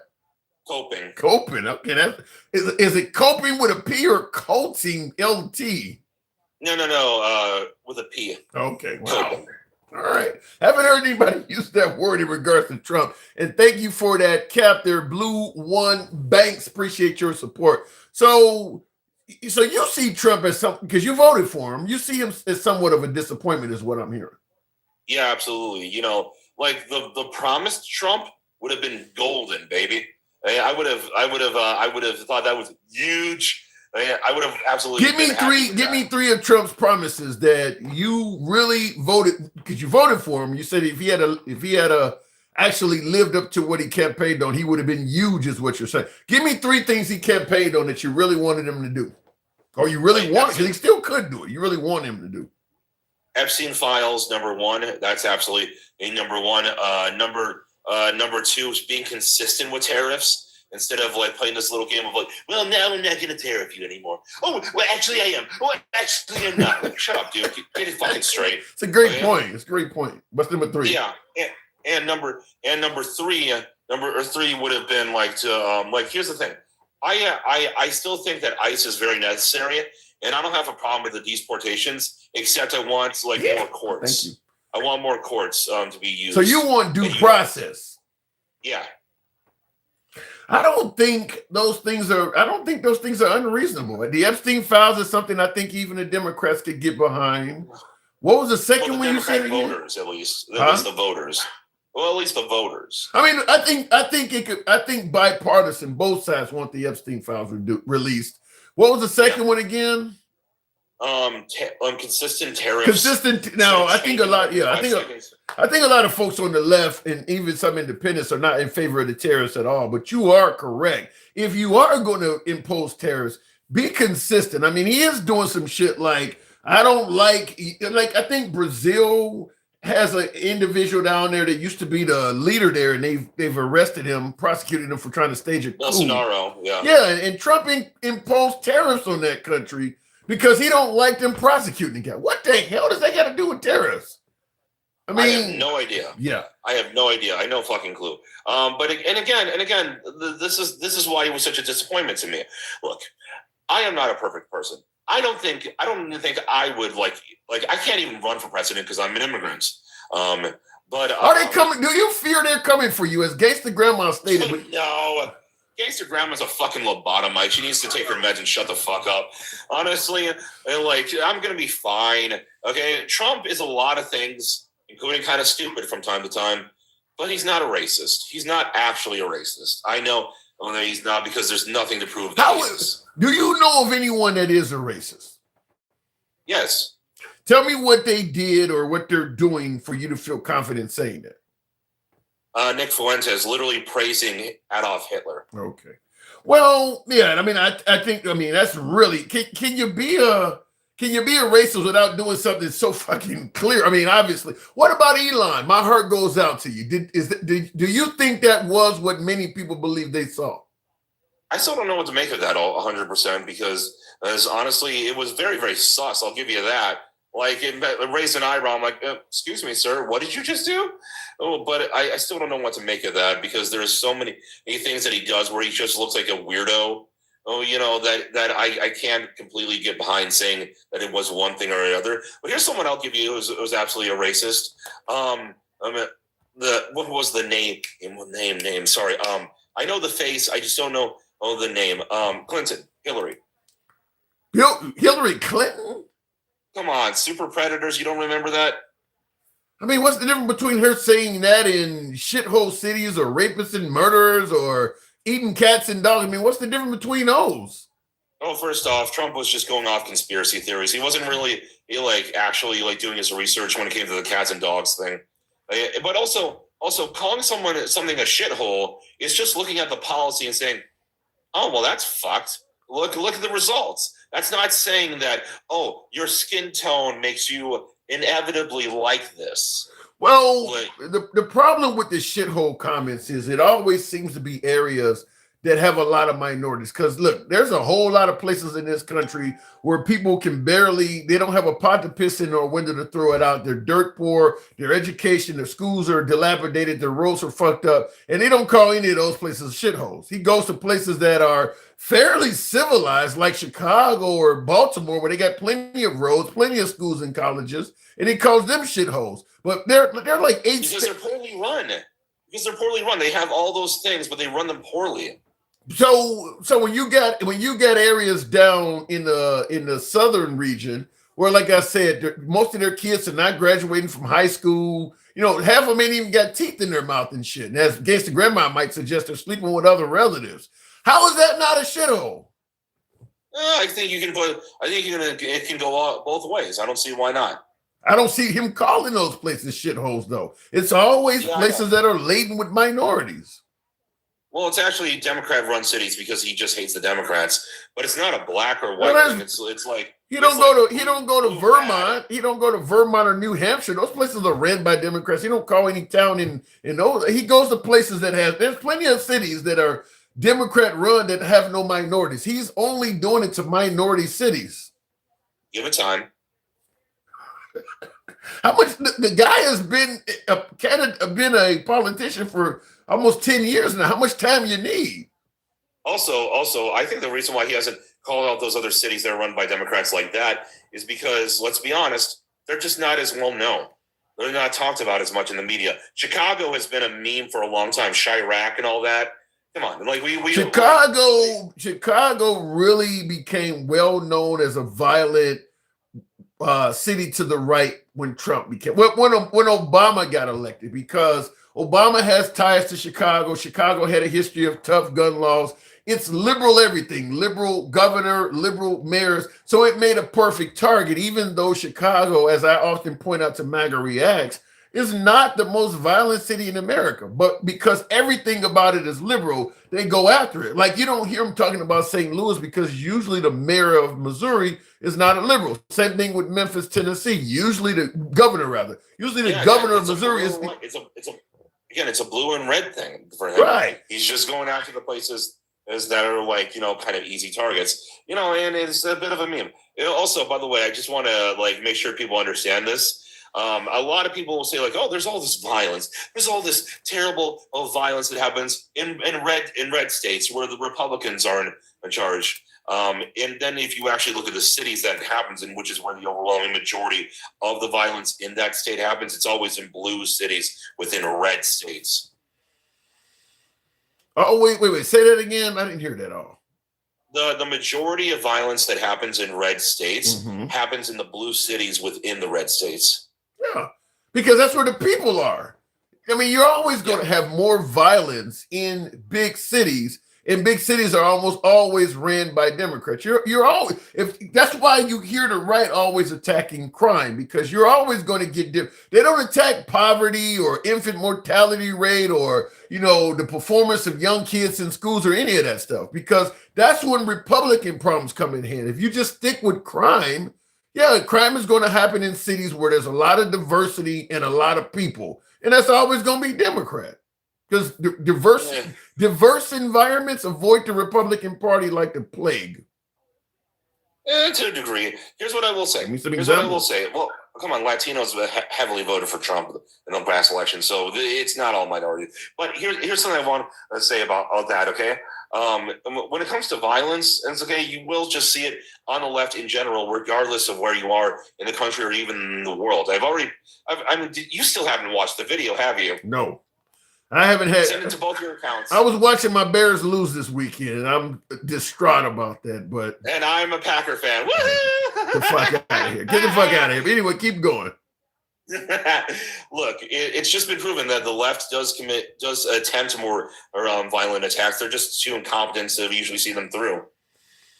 Well, when you say the left attempts more violent attacks than the right, I think the reason that is because a lot of people are being attributed as being left that are not. Like BLM is often called left. A lot of them folks that are rioting, them people ain't even 18 years of age. A lot of them are juveniles, a lot of them are felons, and they're calling these folks the left. Those are not card-carrying Democrats. A lot of these people ain't never voted at all. but they're calling them the left. So I don't know, when you say the left creates more violence than the right, I'm not for certain of that, because most of the people that are committing acts of violence, they don't vote at all. No, yeah, but of the people who are in those groups who are of age, Democrats overwhelmingly. I don't think most of the people, certainly because a lot of us black folks don't vote at all. The ones that actually do get involved in politics and shit like that, most of them folks are educated, employed, and they're not out in the street committing capers. Like you go O-Block, like what Denkel brought up last caller. He talked about all the violence in O-Block. Ain't none of them motherfuckers voting. Ain't none of those guys out there voting. They're probably 25 and under, carrying Glocks with switches and shit. Ain't none of them dudes showing up to the poll to vote. But they're considered. There's some truth to that. There is some truth to that, but the ones who do vote absolutely vote Democrat. Yeah, they're not committing crimes. The Democrats that show up to the polls are gainfully employed. Many are educated enough to get involved in politics. Them people ain't doing they're not committing crimes. Wait a minute, are you saying are you saying that black people don't have low information voters like white people do? I don't know. I think that the uneducated in the African American community, because remember, our community is the one that does not participate in elections more than any other community. Whites, Hispanics, all black people are known for not voting. The ones that do vote are going to be more gainfully employed. Higher. You would probably have more low information, uneducated white, Hispanic, and all of them. I think in the black community, them people most of them ain't voting. They just don't show up to vote. Well, honestly, I don't believe that. I think there's plenty of undereducated and black people who do vote as well, because their family is voting and tell them what to believe, and then CNN tells them the same thing. Same thing with like a lot of redneck white Republicans. They probably do the exact same thing. Only way I could see, I suppose if you listen, Trump is going to energize a lot of folks to vote in the black community that normally would not be concerned with politics at all. So maybe in this case, you're going to have people that voted in the election that are also out committing crimes or whatever the case may be. But usually, I believe that most people out here committing capers, they don't vote.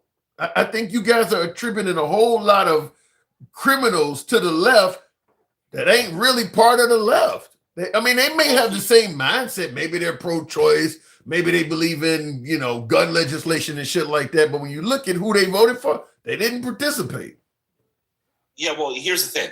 You don't need to participate in order to be a problem when it comes to crime, because you can vote for policies that cause the people who do commit the crime to get off easy. Like in all these Democrat cities where like people who have massive records of violent crime get off multiple times. It was like that one guy who stabbed that guy who out of nowhere. And hilariously enough, he didn't even say the N-word beforehand. He said it after he got stabbed. Well, let me just say this, and if you're gonna die, you can say whatever the fuck you want. At that point, I don't care. That I tend to agree with that, but I will just say this, and I know you've already admitted you're not happy with your vote for Trump, but in my humble opinion, this is just my opinion. The viewers may have a different one, but the moment Trump started pardoning all these January 6ers, you guys kind of lost the whole debate on who's tougher on crime.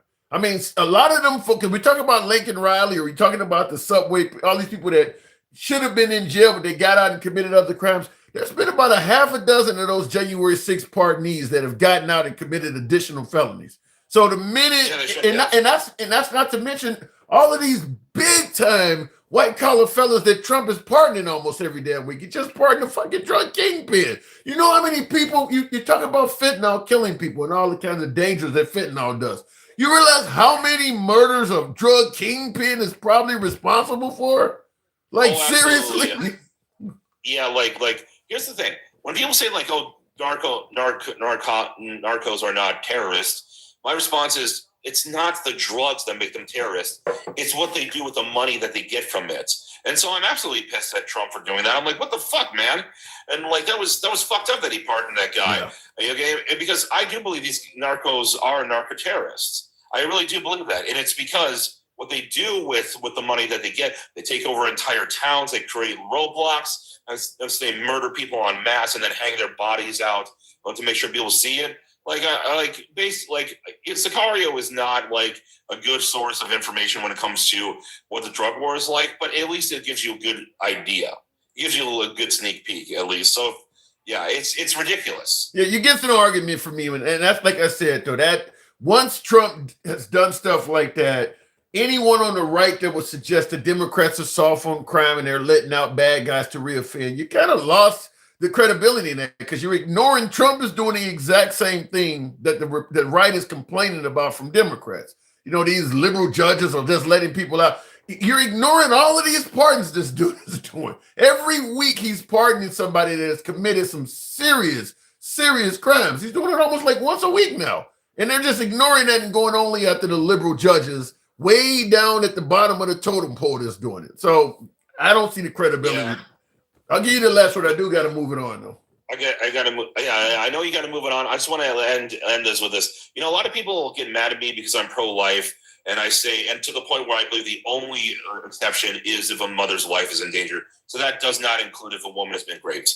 But here's the thing: when people say, like, you know, oh, we don't care about the child after it's born, I do. And this is why, if you actually look at people who donate the most amount of money to charity, it's actually people on the right. Overwhelmingly, they donate more per year or per capita. Jeremy ain't gonna do it. Jeremy, listen, we lived in a society before they created entitlement programs like welfare and food stamps. We lived in a society where charity was the predominant way of helping poor. It wasn't enough.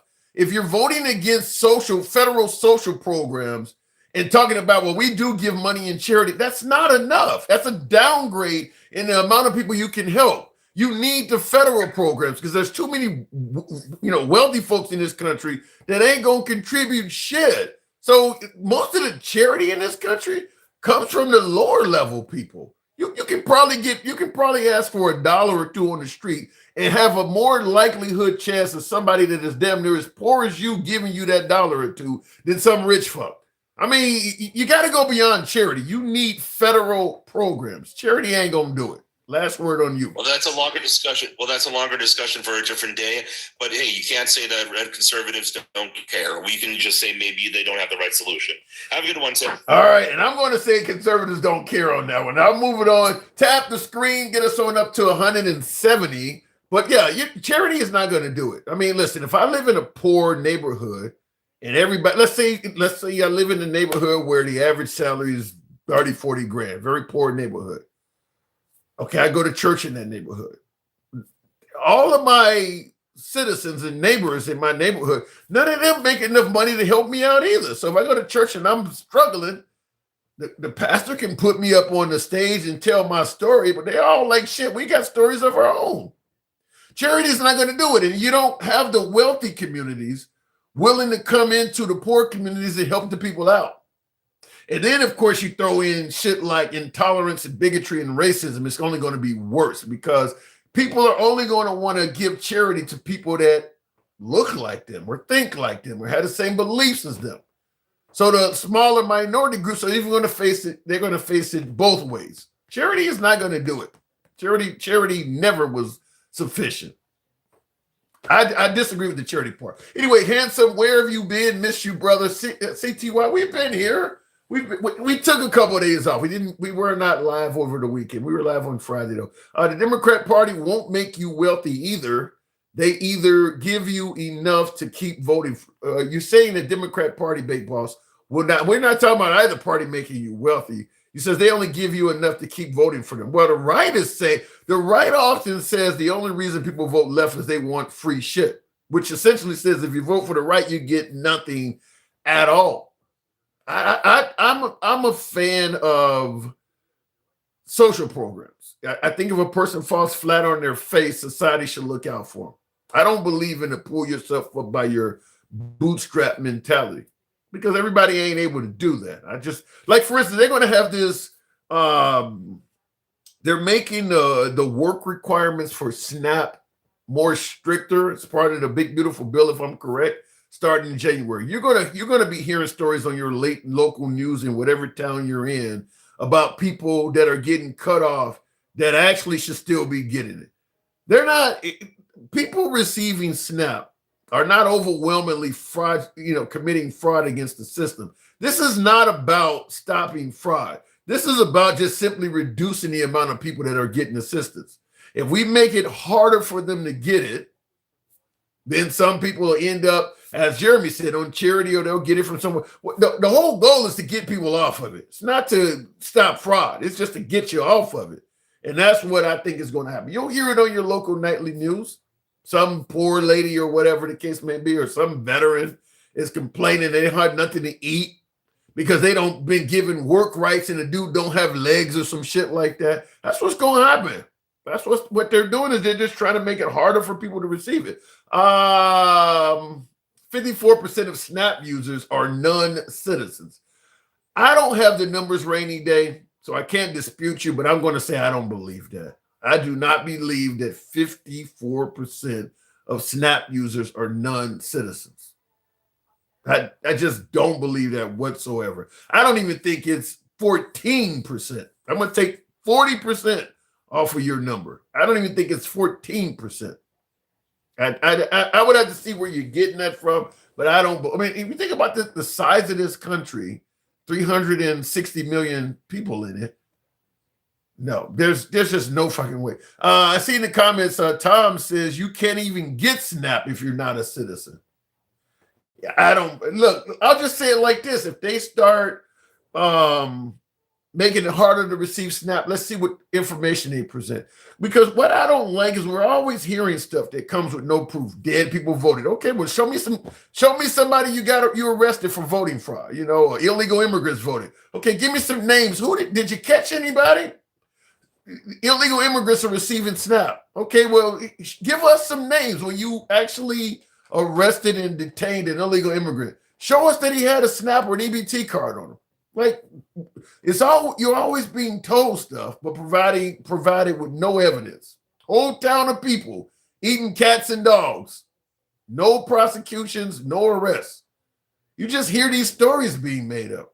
No prosecutions, no arrests, which leads you to wonder if these stories are actually accurate or not. Just show us some proof, show us some evidence. 3.3% of non-citizens receive SNAP, says Travelman. I suppose the argument would be that even 3.3% of citizens receiving SNAP is still too many, but when you look at what happened with the Afghan nationals, for instance, they're not citizens yet. They helped out with the war in Afghanistan on behalf of the United States, and they've been granted the right to stay in America. As of now, they're not citizens, though. They're working their way up to that. So they get help. When you come to America, you don't even speak the damn language yet. You got to assimilate and learn the culture and everything. You got to help that person out until they can fit in. And that could take years. Coming from a place like Afghanistan and then coming into America, the culture is completely different. So that could be part of your 3.3% receiving SNAP. Same thing with leaving war zones. I mean, the Ukrainians, for instance, are fleeing Ukraine because it's a war zone. Now, we're not taking many of them in at all. Poland is taking in like 2 million of them. But once again, you got to help them out, help them on their feet when they're in your country. So you're always going to have some non-citizens receiving assistance. Travelman, good evening. Welcome to the program. Paintball says free hugs. That's how government tracks everything. I don't know what that means. Travelman, good evening. Hey, what's going on, bro? Oh my God, it's a rough day today. We're actually talking about, it appears to be a bunch of secrets hovering around the Trump administration. Everything from these boats that are being bombed without any proof. I'm still questioning why we would pardon a drug kingpin in the middle of a drug war. And then, of course, Ghislaine Maxwell's in minimum security. Does it appear as if they're doing things and not being forthcoming with the people? What say you? Well, more than likely, but the thing about it is the thing that, and most administrations do have some activities like that. The difference is they don't usually do the damage that the Trump administration is doing. Okay, the boat thing. You know what? Everybody got an opinion on this, and this has already been talked about for the last couple of weeks, especially. But my question is, they have blown up 20 of They them. unalived 80-some people. Yeah, it's over 80 20-some people. Yeah. blown up 20-some boats. Have they done anything regarding the demand? No. Like Dencal said, like a couple callers like Dencal rightfully pointed out, 20 boats over a period of several weeks. Yeah, it's a lot of boats getting through. That I mean, when you think about the size of this country and how much drugs we consume, like Dencal rightfully pointed out, taking out 20 boats ain't shit. That's a drop in a bucket. You know what? That's like a fly on a rhinoceros ass. You know? So once again, it goes back to what are they doing about the demand? Okay. As you know, I spent time down on the southern border. Over the course of 15 years, I probably saw a couple of hundred busts down there. And you know, some of it with tons and tons of weed or whatever, you know. And that's just a fraction. what they catch is just a fraction. And they actually had a building at the site where they would actually burn the weed. They would catch so much of it, you know, and also the white stuff, you know, and the stuff that they claiming to catch or they were trying to stop from coming into the country is not the one that's doing all the damage. So what's being done about that? Because that's actually coming from China, and 90% of it is brought across the border by U.S. citizens. So what you're suggesting is that majority of the fentanyl is not coming from Venezuela. They've been saying it all along. Yeah, they have. Come on, Tim. I'm not fluffing. I'm not fluffing. I've said it too. I'm not saying you are. Every time they talk about the FNL coming across the border, it's always coming. Some of the ingredients are coming from China. Is fully manufactured in Mexico and brought across the border. 90% of it through the southern border by U.S. citizens. Yeah. That's all they talk about. That's all they talk about. And another thing, no motorboat is going what they're blowing up. It cannot make it to the U.S. with what they're in. So, you know, anytime you have a 4-star admiral, okay, resign his. Now he lost the star, he retired as a 3-star. Wow. Because he wasn't in the position long enough to keep. It would not surprise me if you got a liberal politician in there and they just knocked him up to 4-star because of what he went through. Well, it had to be more than that had to come down through the president. That's what I'm talking about. A liberal president in there. That's what I'm talking about. It had to come through the president. Yeah, that's what I'm talking about. That's what Trump would do if a liberal president caused a patriot Republican to resign. Like that's something Trump would do. He would give that person in retirement an additional star. Well, he gave the Joint Chief of Staff an additional star, so he could become the JCS. Yeah. He didn't have the training or the experience to become the JCS, but he gave him a star and made him that, and replaced a 4-star with him. But you know, once again, when you take a look at all this stuff that goes on, you know, and I've said it before, we haven't talked in a while. We are in every day is a different day in the U.S. reality TV show. Because that's what it's like. That's what Nikki Haley, when she was campaigning, stated. Like she was like, you don't need to replace Democrat chaos with Republican chaos. Apparently that message did not resonate enough with MAGA because she got trounced. But that's what she was saying is don't replace Biden's chaos with more chaos from Trump. Yeah, but then again, when you think about it, that's because you got 70-some million votes. And out of the 70-some million votes, you probably got about 30 or 40 million of them that's running around here with a severe case of head up Trump's ass syndrome. So basically anything, the man lies all the time. He just sat there and lied and said that the Somalis were running wild in Minnesota and people were scared to come out of their house, right?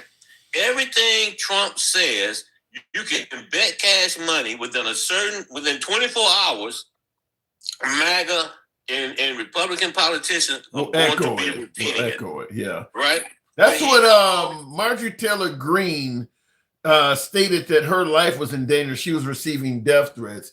And when Trump was questioned on it, he was like, I don't believe her life's in danger. I don't think anybody cares about her. And she gave an interview and she said not only because they asked her, say, do you think that these are Trump supporters? She's like, yeah, because they're saying the same stuff he's saying. They're calling me Marjorie Trader Brown. I said they're using the same language. So You know, the same thing when he said when he called the Mark Kelly and those guys, when he called them, they said they committed sedition. Sedition six. Yeah. Next thing you know, that's all they talking about. Everything he says within 24 hours is a talking point, and it's going out to every Republican across the country and every politician. They start talking about the same thing. That's a good point. If he calls you you raise a good point. If he calls you a nickname, MAGA will call you that same bird brain, crazy Bernie, nervous Nancy, Sleepy Joe. Yeah, they call you that same name. Yeah, without a doubt. You know, and you got people constantly still to this day. You know, well, he's a businessman. He's not a politician. Bullshit. He is a politician. Oh, yeah. Yeah, he's a politician. Okay. Right now. Yeah. He ran for office 3 times. You are a politician. Not only is he a politician, he's a lying-ass politician. And not only that, tell me one day since January the 20th, this man has not attacked or called somebody names or something. Tell me one day that he hasn't. Well, he was not around past Labor Day. People were wondering, was he sick? So he wasn't on television. But if he's on television, he's going to. He attacked another female journalist today. Go ahead. If he don't attack him in person, he attacks him on that sorry ass Truth Social, whatever it is he got. Okay? I mean, that's what he does. I'm not But then when you say something about him, oh, now you wrong. You got derangement syndrome. I'm not disagreeing with you, but look, folks voted for President Trump because they liked the name calling in, and so I mean, he's only doing what people voted him in to do. They wanted that. Then don't get upset when it's directed at him, because that's what happens. Yeah. You know, they went after Trump. They put all these cases on President Trump. You know why they put cases on his ass? Usually because you break the law. Well, they claim it's a witch hunt. Of course it is. But go read volume 2 of the Mueller report. That ain't no witch hunt. He laid out all the obstruction cases against Trump. And the only reason he didn't get indicted is because the DOJ, Office of Legal Counsel, said we do not indict presidents or charge presidents. Otherwise, his ass would have been charged. What do you think? Okay. Let's say, for instance, the Democrats take the House and Senate come November next year. Do you think they're going to try to go after Trump for anything criminally? It'll be a waste of time because they can't get the votes in the Senate. No, if they take the House and Senate, if the Democrats, you still gotta have what 2/3 in the Senate.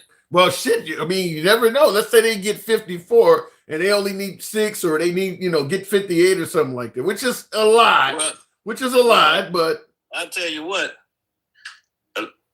I wouldn't be surprised if it was a blue wave, and the reason being is because they have attacked every freaking institution that we have. So when people talk about, somebody thinks about it on earlier, and they're talking about draining the swamp, and they consider the swamp because first of all, it hasn't been millions of federal workers laid off, okay? Because you only have, I think, 2 or 3 million. Yeah, I heard him. He referred to the Doge layoffs as draining the swamp. No, look, you're firing some person making $60,000 a year working for the federal. That ain't the swamp. When you say the swamp, people thinking of Nancy Pelosi or even Marjorie Taylor Greene. Now that she don't make $25 million, firing somebody at a federal office, nobody ever thought of that as being the swamp. And not only that, Doge was a bust anyway. Okay, a lot of stuff that they did a lot of stuff they put out there were lies. Okay, they dismantled the one agency that spread our soft power around the world. They dismantled that on a bunch of lies. Okay, every time they want to go after something, they demonize it first, and then they go after it. Whether it's an agency or whether it's a person, the one he just put the name on the building, they tried to get rid of that, but they wasn't able to do it. They held the building. Remember when they seized that building and they left weed and stuff in it when But you got to give it up to him. He is very effective at Everything Trump wants, he seems to get. And I see somebody in the comments that said Marjorie Taylor Greene is a rhino. Same thing he did to Republicans his first term. I mean, the guy, look, we can go back and forth about Trump, but I mean, who else could be that successful? Even if Rubio or Vance replaced him, I mean, is there anyone else that has that kind of power, that kind of love and adoration that they give Trump? The Congress has totally capitulated to Trump. Right. He has run amok this first year of office. And if you go back and look the last time he was in office, the first 2 years he ran amok. He did whatever he wanted to do the first 2 years. But then when the Democrats took over and Nancy Pelosi rolled up in there, hey, I'm not a big Nancy Pelosi fan, but I give props where props are due. Okay? They put an end to it. Now, they're probably going to get back the House. They're going to probably get the House back. I'm hearing as many as, now this could be speculated, but I heard it from, what is her name? Alyssa, whatever her name is on The View. She's a right-winger on The View. She represents the right. She said, because she used to work for Trump and she has inside information, she claims she's hearing rumors as many as 20 Republican Congress could retire before the midterms. Not retire, but resign. Yeah, because when you look at what they've done, they don't want to be in the minority because they worried about the same thing being done to them. But first of all, they have a very weak Speaker of the House, you know. So Trump has basically anything. Look, dude, they have had control since January. Mm-hmm. January, bro. Besides that damn monstrosity of a bill that 90% of the economists say is a joke, what else major legislation have they passed? Congress? Lincoln Riley Act, I guess. What was this? Was that this year? That's a good question. I believe so. It would have been with it. But was that major legislation though? Oh no, Trump is mostly everything that's happened from the Trump administration has been done by Trump himself. They're not using Congress for it. Congress is pretty much just rubber stamping, or not even rubber stamping. They're just kind of standing by idly and letting Trump do whatever he wants. They even gave a half-ass report when they went in there and reported on the votes. They saw, this is how jacked up the Republicans are. Cotton came out and said what he saw, and then the other congressman, the other Democrat came out and said that stuff was even hard to watch. Now, I can tell you right now, you blow a boat up, they clinging to the side of it. Number one, the Geneva Convention, the rules of war, even the U.S. Guide for War, all that stuff said that they use the term shipwreck or whatever. If you take them out, you did wrong. Okay, that's the bottom line. That's, before you continue, because somebody in the comments asked me, what could they possibly get Trump on? Those boats, I think, boats, if they're going to impeach Trump or something, that whole case of blowing up drug dealers without due process, and that is probably one of the things that you may hear. Certainly, if they bring up that African-American admiral that retired or resigned or whatever, there's a reason why he did that. And they're going to want to hear that guy testify. It's probably a couple of things. If they really dig down, not really dig down, but there's probably a couple of things they could get him on that's probably kind of borderline. But the thing is, hey, you got the Supreme Court. Well, shit, dispatching the courts have ruled that sending the National Guard to U.S. cities is illegal and has caused the death of one person so far. I mean, that woman would not have been killed if she wasn't in D.C. on that deployment. I mean, there's other things out there. I mean, in addition to those boats, I mean, he is doing other stuff like that. So you bring that up, and it's interesting because once again they overreact. So, we're gonna stop everything dealing with the Afghans that we brought over here. But think about this for a minute. I think I put that in earlier in the comments. They brought all these guys over that worked alongside U.S. troops, right? Like the guy who did the unaliving. Mm-hmm. Okay. Those guys are probably suffering from PTSD. Yep. And they're not getting any treatment at all. And not only would they be potentially suffering from PTSD, but they're in a country that don't like them. I mean, it's just plain and simple. Outside of the Afghani community, you're not going to find a lot. I mean, you got people talking about passing laws to prevent Sharia law and all that. America is not very Muslim friendly. So outside of they came to a country that essentially is likely to subject them to racism eternally. We don't like the Muslims in this country. America's not very Muslim friendly. So yeah, but don't you think that comes from the top? I mean, you know, the organization would be a reflection of the leader, right? Mm-hmm. You look at our leader right now and look at what kind of hate he spews out, and that's what you get. He is on the record asking for a total and complete ban on all Muslims. Yeah. You know, well, he's an idiot for one thing. So, you know, you got to kind of take some of the stuff. The thing about it makes it dangerous that nobody can stop him because the Supreme Court, even now, they getting ready to let him fire all the people on the doggone different commissions that's supposed to be above politics.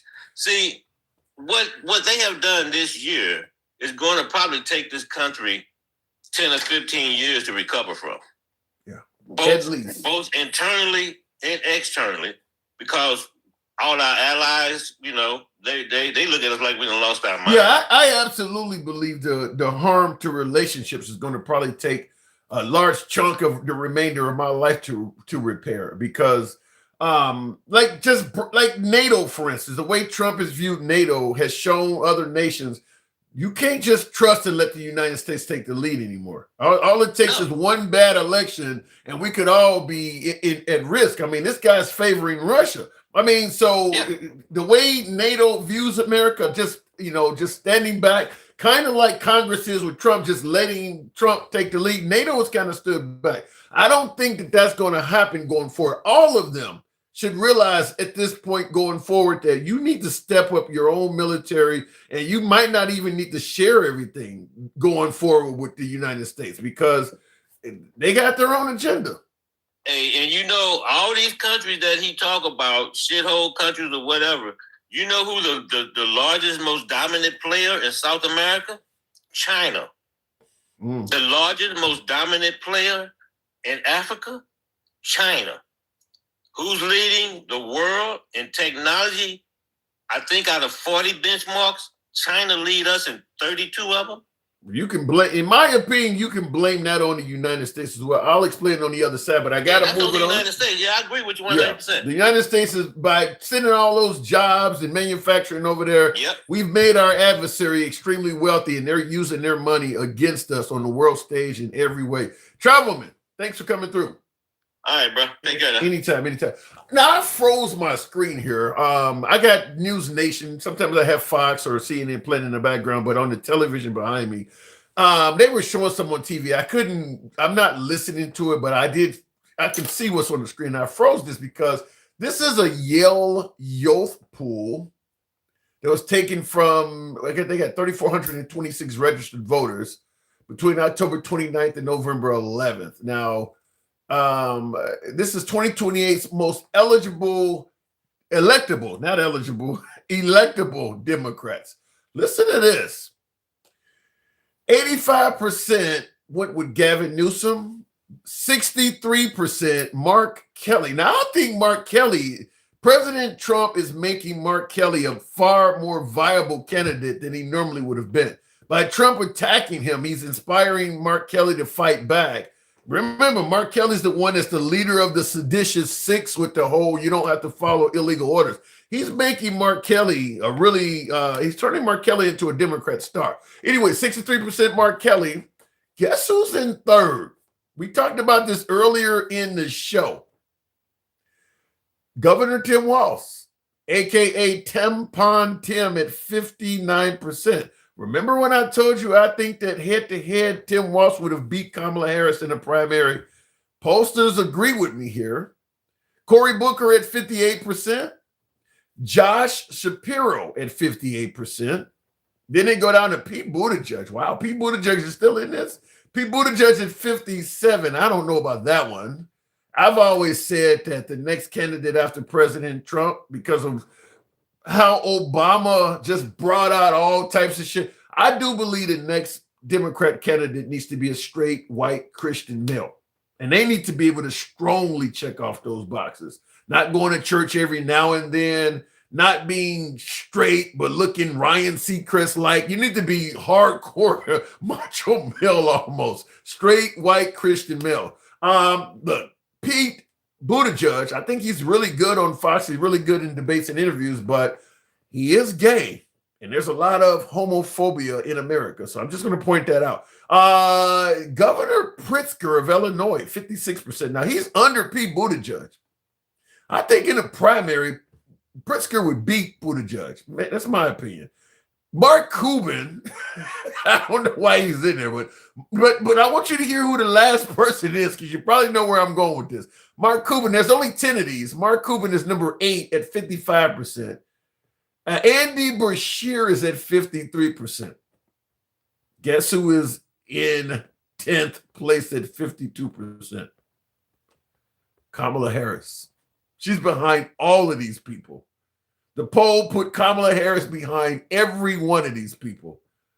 Behind Newsom, Senator Mark, Governor Tim Walz, Cory Booker, Josh Shapiro, Pete Buttigieg, J.B. Pritzker, Mark Cuban, Andy Beshear. Kamala Harris is behind all of them.